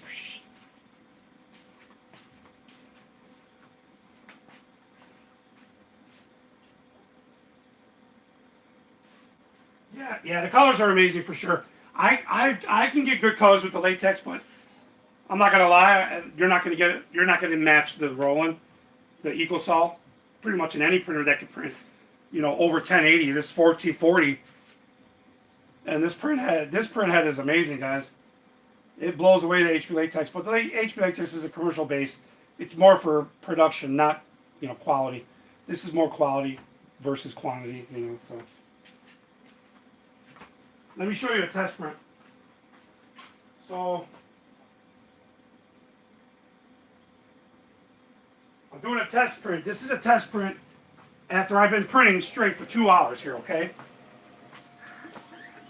I did one cleaning before. I always do one cleaning before, no matter what. I do a test print, then I check it, and then I'll do a cleaning. But I always do a cleaning anyways, even though it does its self-cleaning whenever. I know that because it always sets off my camera. It's sitting behind over there. Now I'm going to print that. And I'm going to cut it and show you. This is live. This is no horse doo-doo. I believe I only have 2 nozzles that are, and it's because I need to change my capping station. I know. But there's a certain degree of how many you can still print without being an issue. Oh yeah, it's actually not an issue. Let's see. So here's my test print after everything. You see? It's almost perfect, guys. It is almost perfect. This machine is 6 years old. This is the original head. There's one little ink nozzle here and here in the black that I noticed. That's it. It comes and goes every so often. I know I need to change my capping station. But this is it might be 7 years. I got to look at the date. I think the first one that came out was 2013 on these. But anyways, this machine, you do the maintenance, guys, and it's going to last. It's a bulletproof machine. The maintenance is very minimal. 5 minutes of work of cleaning up the head. You go through the process, change your maintenance box. Guys, this thing is super simple. I see a lot of people selling them lately. Have you noticed that? On the groups, a lot of people selling them. Because you know why? It's nothing against certain types of people or genders, but they don't want to put in the work to learn how to do contour cutting, how to set up files. They just want their Cree cut and their Silhouette Studio do everything for them, and that's not going to happen with this. You have to learn a certain degree of contour and understanding your swatches and outlines. That's it. Once you learn it, you get it. But I see a lot of people say, "Oh, I can't get this thing to work right. Can't get it cut right." It's because they're not doing their due diligence on teaching themselves, how to use it. You can only hold somebody's hand so long. When they set up these machines, I've never had anybody help me set this up or train me. I've had inkjet printers that are harder to run than this thing. But once you get it, you get it.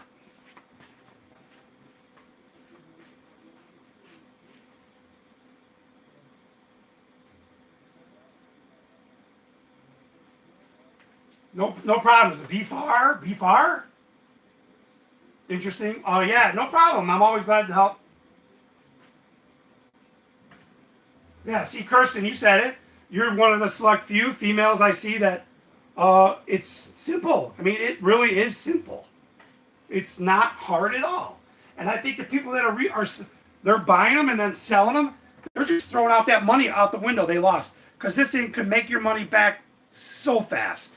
So stupid fast.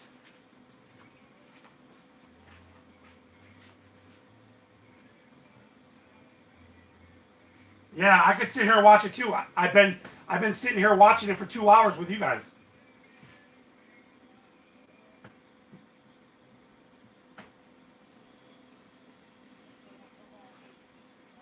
Yeah, Alejandro, I've heard that before. People buy them, and then if the head does go out, you just buy another one and you keep the other one for parts. They're not that expensive. I mean, guys, back in the day when we were running prints, you couldn't even afford to have. The quality would never be there of this, but you wouldn't have a printer on vinyl at home. You just wouldn't. If you did, you just had buku money that you didn't care about. Nowadays anybody could buy this, and now that the price is going up, a few hundred's not bad. But this thing will, if you're just me, if you guys know my channel, I'm not making a lot of money on this. I do most of my own product stuff and stuff for myself and my race cars and stuff like that. I use this for. I'm gonna say 20% maybe I make money off of this, but I didn't pay big bucks for this, guys. I got a really, really good deal. It had some issues and I worked it out, so that's why I got a good deal. This was a demo unit for a place. Anyways, you can make so much money on this thing. It's ridiculous. There's so many options what to do. And the support group is huge. I've never seen a bigger support group than a Roland Bn-20. There's groups that are just Roland, and then there's like groups that are just Bn-20 or Bn-12. The support group is amazing. So if you're going to throw in the towel, sell it only after 3 months, you just don't want to learn. That's just simple. You want somebody to do it for you. And then if that's the case, you're in the wrong business with printing. If you just bought the Bn-20 for making shirts, then order out DTFs. You don't even need it. You can get your prints elsewhere. But if you want to make stickers, what I don't see a lot, I do see a lot, but I think more people should use these to make cute sticker sheets for custom to people. I don't do it. I just think it would be great that people could reach out, go into these groups where all these moms, they like to collect stickers, or their daughters, they like to have whatever the case is. You can make custom stickers to them, sticker sheets, and they'll keep coming back to you. Imagine having 30 people that just buy sticker sheets from you, custom to their with the name for their daughter, son, and now they have to come to you because otherwise they have to go through the whole process of somebody else doing it again. And now you got 20, 30 people that are going to come back to you all the time, and that's just for one thing. A little 8.5 sticker sheet. Oh God! Even if you're making $5, you have like a quarter worth of materials.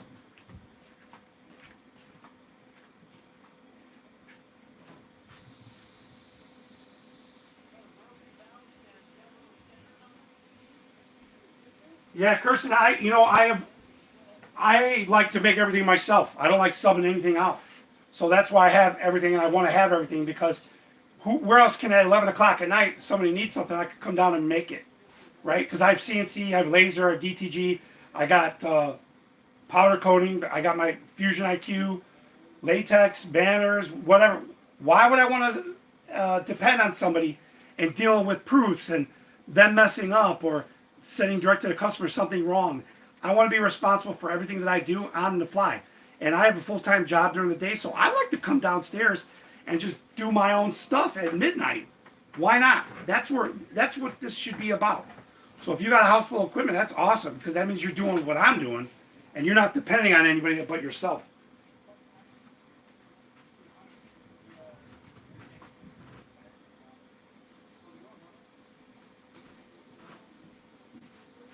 Alejandro, I mean, we've talked about it before, me and you. Okay, so the printer itself is a push button printer. You just load a file into VersaWorks, it's going to print.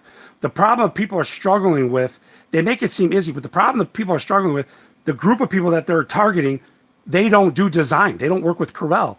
They don't work with Flexi. They don't work with Illustrator. They don't work with Affinity. These people come from a Cree-cut HTV colored vinyl machine that takes very, very little skill. So you're right. They make it sound like it's a very easy machine, but to me and you, this is a very easy machine. But if you also have the background we have, as far as setting up jobs and creating designs, simple machine. But let's face it, the majority of people that are buying this machine now aren't us. They're not us, or they're the wrong type of person that doesn't want to learn. Us, like Kirsten said, this machine is easy if you have a somewhat of a background or you want to learn, period. I see those posts day in, day out, selling my machine, I give up. Those people are just giving up, period. They said it. They're selling it because they're giving up. They don't have the patience. They just don't want to learn, or they're too old to learn, and that's how they've been their whole life. They just give up on something. Yeah, I may make it sound easy, and really for me, you and normal people, us, it is easy. It's that easy, but you have to have somewhat of a background.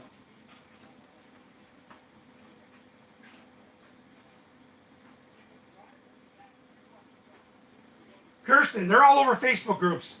I see them listed every day or the other day.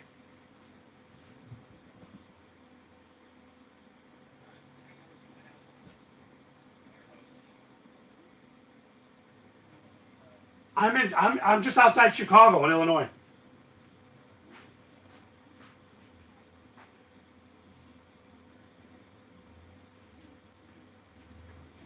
Kirsten, do you have a background in design or any kind of print beforehand, before you got your machine?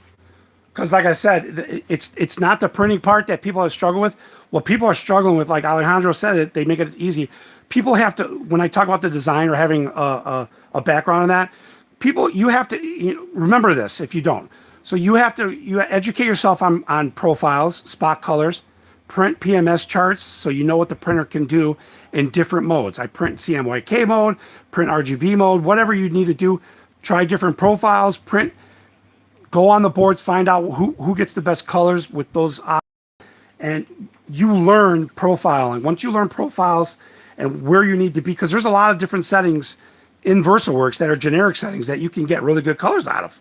Or you can use profiles for the media, which you always want to use the profile for the media. It's not as big as a deal as the Roland, only because, like with the HP Latex, with this one, you print and get a lot of heat after it prints. That's why everything comes gassed out, dried on that. With this, you don't. And a lot of full coverage. EcoSol reacts to the vinyl. It softens up the vinyl so a lot. If you do full bleeds on this, with this vinyl, it's 3164 or 3641, it will be very, very, very flimsy. However, there's tricks like if you cut first, then print, that helps, because when you print then cut, it kind of loosens up the ink, in the valleys, and then it will start peeling up on the sides. So you can cut first, always do that if you can. And then also if you have heavy prints bleeding, your cutter won't leave marks from the drag knife, which happens. I don't see a lot with mine, but it all depends on how you set up your drag knife, your cut knife. So yeah, so if you have a background, you want to learn profile colors. These people don't want to understand that. They just want a file to put in and press, print. And that's the wrong. You're not going to make money on that, because now you got to spend money to get files prepared for you, and then, or just having somebody run it.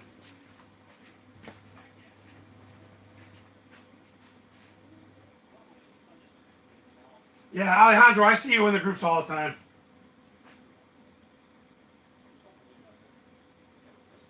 Yeah, see, if your husband did it, then he's like me. Then you got that. You're in the upper half because you have that edge, having somebody show you work with you.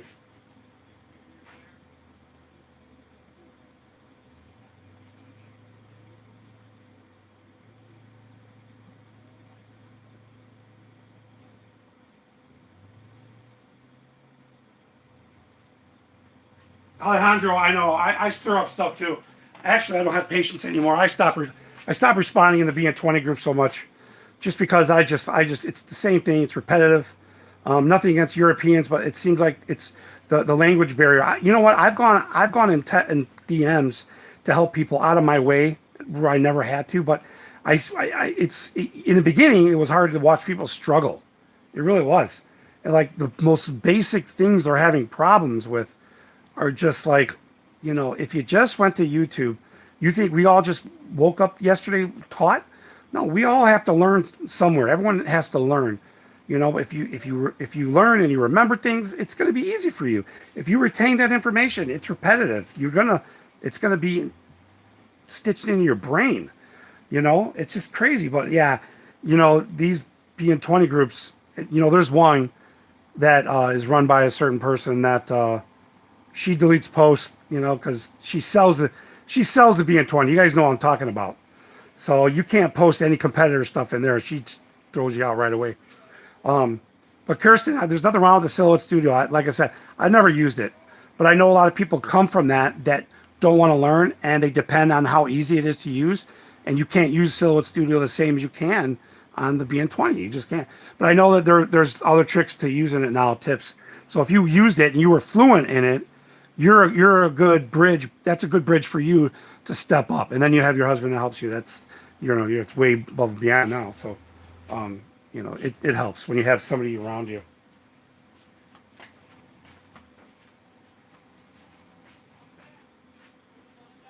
What's up, big boy Prince? Haven't seen you in a while.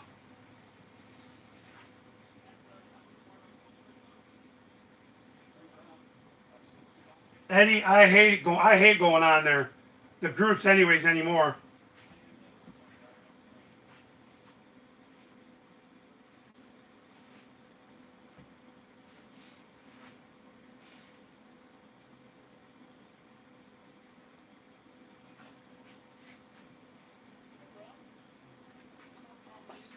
You guys all up late tonight.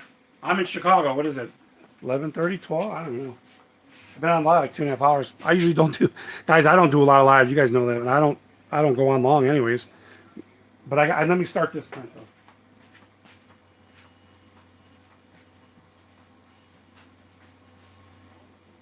So you saw that test print. It was fine.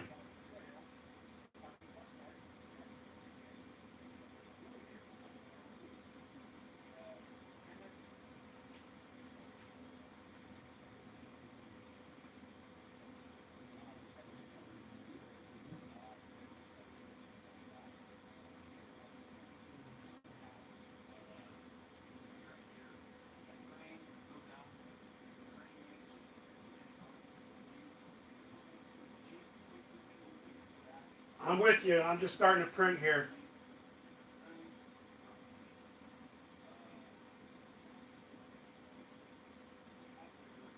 So if you guys see this file, so I do a lot of free sticker handouts with my products that I sell, my CNC stuff. So here's a good example. This one has full bleed. It's going to cut first. It's only a group, 3 inches by whatever width, and it's cutting first. So then it's going to go back and print after. Like I said, I like doing that because then you get less of a chance for it to curl up on you. And I usually just print these and then just throw them in a box for a banner. That's what I do with this one. Well, that's what I'm doing with this one. But it's a good example. So it did all the cuts first, as you see. And then now it's going to go in for the printing. The VersaWorks is a free program, and it's got a lot of options. So you can set it up to do anything you want. Just print, just cut, just cutting letters, whatever you want to do. It's pretty easy.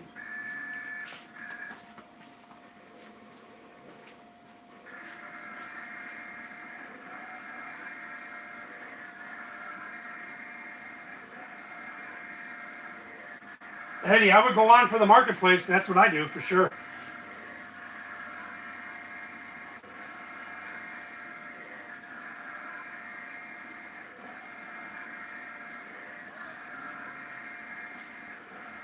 Yeah, I usually only cut first when I have bleeds. That's it. I don't worry about it otherwise. It's fine. Alejandro, man, you must got some crap ton of work. Pass some of that this way. you're running that thing constantly, you're making big money on that machine. People don't understand the capability, and I hate seeing it over and over. I get comments once in a while on the videos, guys, this machine's too slow. Really? It's too slow? I have another machine. It's doing all the printing and work while I'm doing other stuff. What's slow when I'm not even doing anything? It's literally printing money right now. What's slow about printing money? You know, I don't get it. So, I mean, I don't have those many comments anymore. I think people get it now just because it's slow. But, you know, if they made it too fast, they won't sell the SPs or they won't sell bigger machines. They have to keep, it's like not making the Camaro faster than the Corvette. It's the same thing. They have to keep it in this zone so it sells without affecting other sales of bigger machines. It's a budget print cut, but it prints so well, guys. It just printed this decal. This would be something that you could sell, you know, for a few bucks. It'll take me a minute. This is just a free sticker that I give away with my stuff. Thank you for, you know, buying and supporting. So I do that with everything that I sell. Free stickers.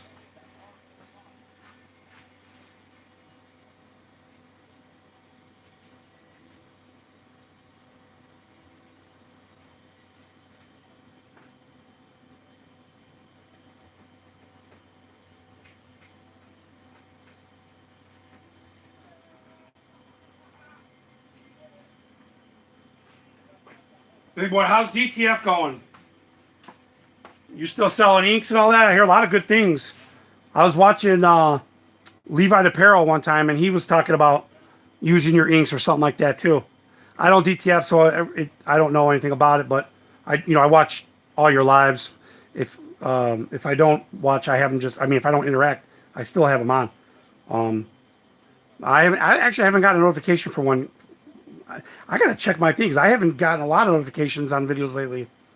So I don't know if you even have anything new right now.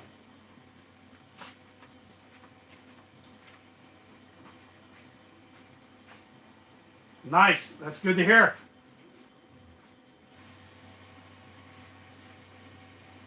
Yeah, as Alejandro said, having a separate cutter is key to this thing. If you're doing if you're going to lam anything, you want to have a separate cutter. It's good for HTV and this stuff if, you know, you don't need a lam.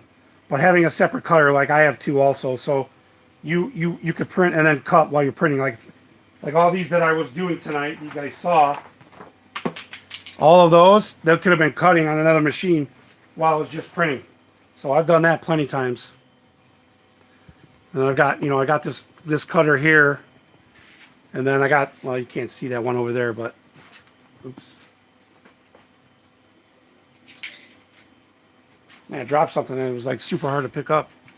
Can't pick up shit no more.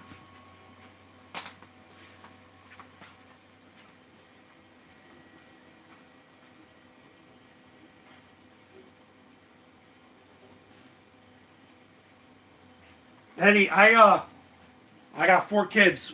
We do RC. You know, let's look at, you see the top of the printer? Those are all RC cars. Some vintage ones, 35, 40 years old, some of those. Well, over 35 for sure. We do helicopters, planes, cars, everything, and I got a whole collection of vintage stuff that I've been doing since I was a kid. So my older kids, I have other bigger channels than this, guys, if you believe it or not, and we do RC stuff. So my son's been flying, professional helicopters since he was 4 or 5 years old. So we have other channels that we do a lot of RC stuff. So I don't like to put off-topic stuff like I'm doing right now, on the printing channel. But this is my passion. That's why I talk about CNC parts. I make a lot of CNC parts for the RC industry, and I'm actually one of the oldest quadcopter flying guys you'll probably ever talk to. I've been doing it since people you didn't even know what they were. So I was sponsored by DJI for years. I've been a DJI reviewer for years. But like I said, I don't really clash into this channel with that stuff because I don't want people to get sidetracked of what I'm doing on this channel. So I do have RC channels that I dedicate to RC stuff and car stuff. I build race trucks, real trucks. So I don't like to I put a couple videos up, but I don't like to put too much on this channel just because this is a printing channel. That's what I do. It's not really my life channel. I have other channels for that have more subscribers, that are more views, that have been around since 2003 and 4. I think one of my channels, millions in the millions. So You know, I don't like to just put everything on this channel for that. So, but it is my passion. That's why I do the CNC stuff. If you guys really want to see it here, I'm going to bring you guys, hang tight here. See if I could do this. So here's my Fusion IQ. Here's my powder coating setup. This is where we do a lot of RC stuff with a lot of collectibles, guys. There's some stuff here from 30, 40 years ago. It's just insane. I build custom RC drag cars too. Like these full CNC belt drive. I made that. This is a CNC room. So I got all the, you know, band saws and, you know, drill presses, CNC. I make all my parts on. If you look here, you see all the stuff I make. G10 aluminum. That's what I do. That's most of my business stuff. So I'm actually a Mach 3 dealer. If you know CNC, I actually sell Mach 3 software. There's a lot of things a lot of people don't know about me that I don't talk about because I don't want to sidetrack the channel. Now this is a live, so I don't care too much. But you know, this is my CNC. Look how dirty it is in here, because this is where most my money comes from in my sidekick here. It's like a section where my son does a lot of, you know, RC stuff too. We just got cars. We just, you know, we've been doing them since we were kids. A lot of collectibles too. Fusion IQ, I love this. This machine's great. I've had this other stahls here. I was thinking about giving this away to somebody. I got this one 9x12. I've had that thing since 03. It still works fine. It's a old stahls press. Works fine. As you can see, the basement, I built all this stuff in here. There's the laser. Let me show you the laser. So I don't usually do videos like this, but there's the other Graphtec cutter, registration mark reader, laser. I cut a lot of foam, as you can see. Lots of foam. Tons of foam. Plastics. Tons of plastics. This is the setup for the laser. I do a lot of, this is all my boxes that I gotta tear up from all the shipments, but a lot of shipping stuff over here is my shipping station. All my shirts I keep under here too, and a bunch of shirts and towels. I do printing towels. I do custom towels for auto mechanic shops with their names on them. These are all shirts, and you know, vinyl work. So I got all the Bn-20 stuff on this. I use a Roland cart. So if you guys don't have a table, don't buy that Roland one. It's overpriced. Buy yourself a nice heavy-duty Rubbermaid or something similar Roland cart so you can move it out, get to the back when you need to. You know, if you need to change ink, you can slide it out. Then I just built a little pallet up here, like 5-6 inches to raise it up so I don't have to bend over. Because right here, look at the top, that's about 5 feet right there. So I don't have to bend over when I'm in here. The next thing I'm going to do on this is put an LED strip on the top. See, like I did on my laser. You know, always try to make your job easier. I put LED lights in the bottom of this, and then on the top on the door, sign grade, you know, lights. That way you don't have to struggle to see stuff. There's the the Suma HP Basic. This is the Latex. You guys see that? So this is my setup. I got to get the powder coating. I have it set up. I have it ready. Fan on top, custom made. It's really nice. I want to start powder coating. I just haven't gotten to it. There's just so many things that, you know, that's why I can't take on new things like DTF, which I want to do. So, but this is it. This is my other table here. I watch a lot of channels like Jay Malcolm. I love this guy's video, his channels for his trucks. UV flatbed printer right here. I got this from Waldo, guys. Waldo sent this to me for free. I got it going and watched the old videos. It was a disaster when it came. UPS destroyed this box. Ink everywhere. It was just terrible. I usually run a separate computer for everything just because I don't like conflicting issues. So this is for most of my printing. Was printing too, but I also have a drawing tablet that I do a lot of design stuff work too. I have an office that I work off of. And then this one is strictly for the UV. And then this one over here, which is hiding underneath here, this runs the Roland BT12. And then what else over here? More shipping stuff, all the shipping stuff I keep. And then more stuff I'm trying to organize. And then that little light box thing I have. More computers over here for whatever, running whatever. So that's my shop, guys. This is an 8x10 or 8x4x8 table I made on wheels. I made, if you guys watch the very first videos, it's come a long way for me. And I still have a lot of room, but I need to organize what I need to do. That's my problem now. I need to organize. So there was a little shop tour for you guys I wasn't planning to do. If it bored you, I'm sorry. Let me read a bit.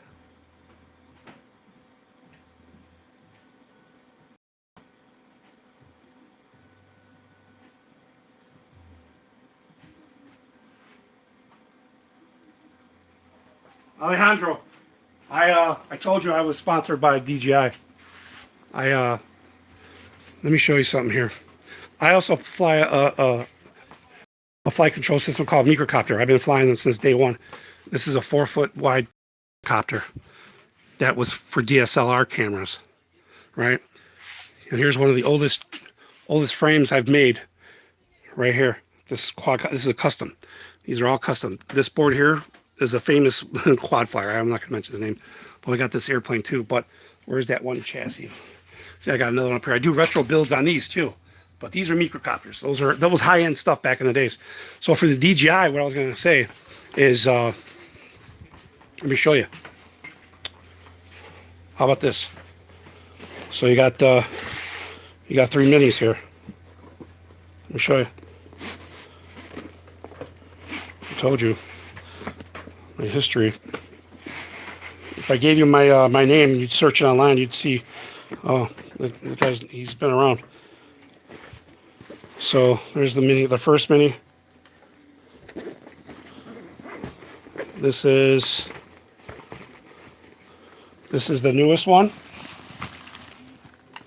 This is the 3 with the new sensors. And here's 4. Not 4, 2. These 2 were good. So I'm very opinionated when it comes to DJI. So there's the 1, there's the 2, and there's the 3. So the 3 is the best one with those sensors. It's phenomenal. 2 was awesome. First one was even good. I did videos in Florida with 2. No problem, man. It's so great. So, yeah. I do a lot of things, guys. I don't just, some would say that I'm a pretty interesting person for what I do and everything I'm involved in. I don't brag, but I'm just busy with that stuff.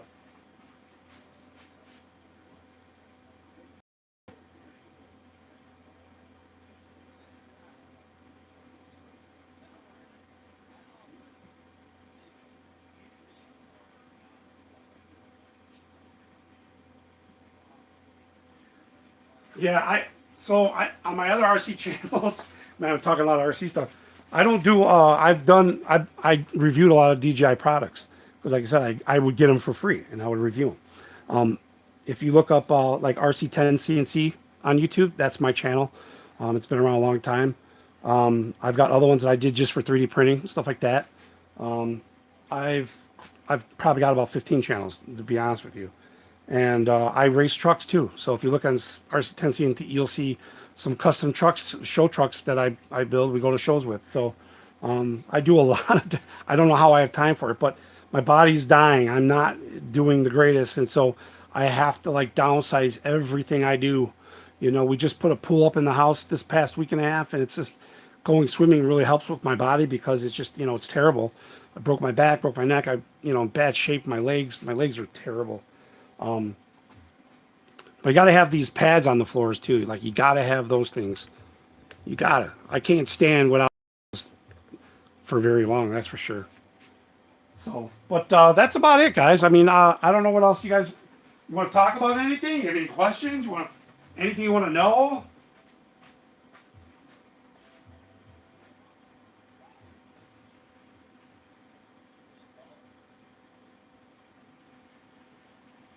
Yep. Alejandro, I'm not sponsored anymore. I'm not affiliated to DJI anymore. I kind of ended that years ago. My name online is Quad Addict. That's a pretty famous name. But yeah, I'm one of the oldest quad flyers around, pretty much.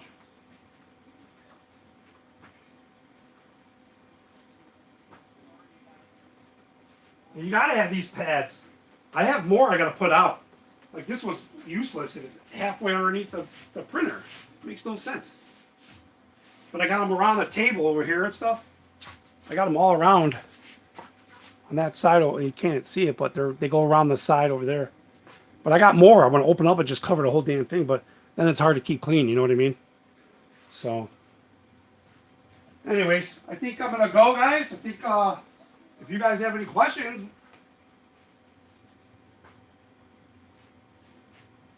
appreciate everybody doing the thumbs ups.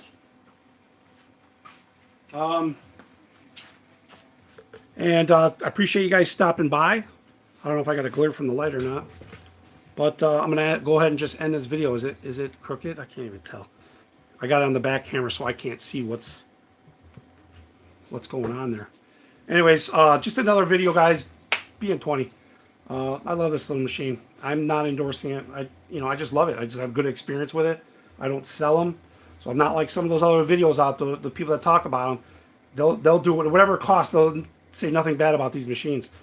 They are slow. There are some things that they're quirky, but it makes up for all the good. The print quality is phenomenal. And like I said, over 6 years old, this thing, maybe 7, it's still printing phenomenal. You saw the test print I just gave you. That's the original head. You keep up with the maintenance on them, they last forever. So, but I'm gonna go ahead and call it a night, guys. I can't read any comments over here because I'm gonna show you why. I have it logged in the computer right there, and that's how I want it. So I was walking back and forth to read because the comments weren't showing up on the screen. So, but I just want to tell you guys good night. Thanks for stopping by. I appreciate everybody. The members that are they're paid members on my channel. I appreciate you guys. You don't have to be a paid member because I'm not doing any top secret stuff, but I do give a little bit extra help, personal videos, stuff like that. There's some people that I need to get back to, but other than that, this is it. So you guys have a good night. Hope business is well for you, and then I'll see you in the next video, guys. All right, take it easy.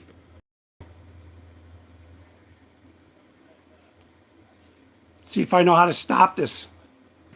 Boom.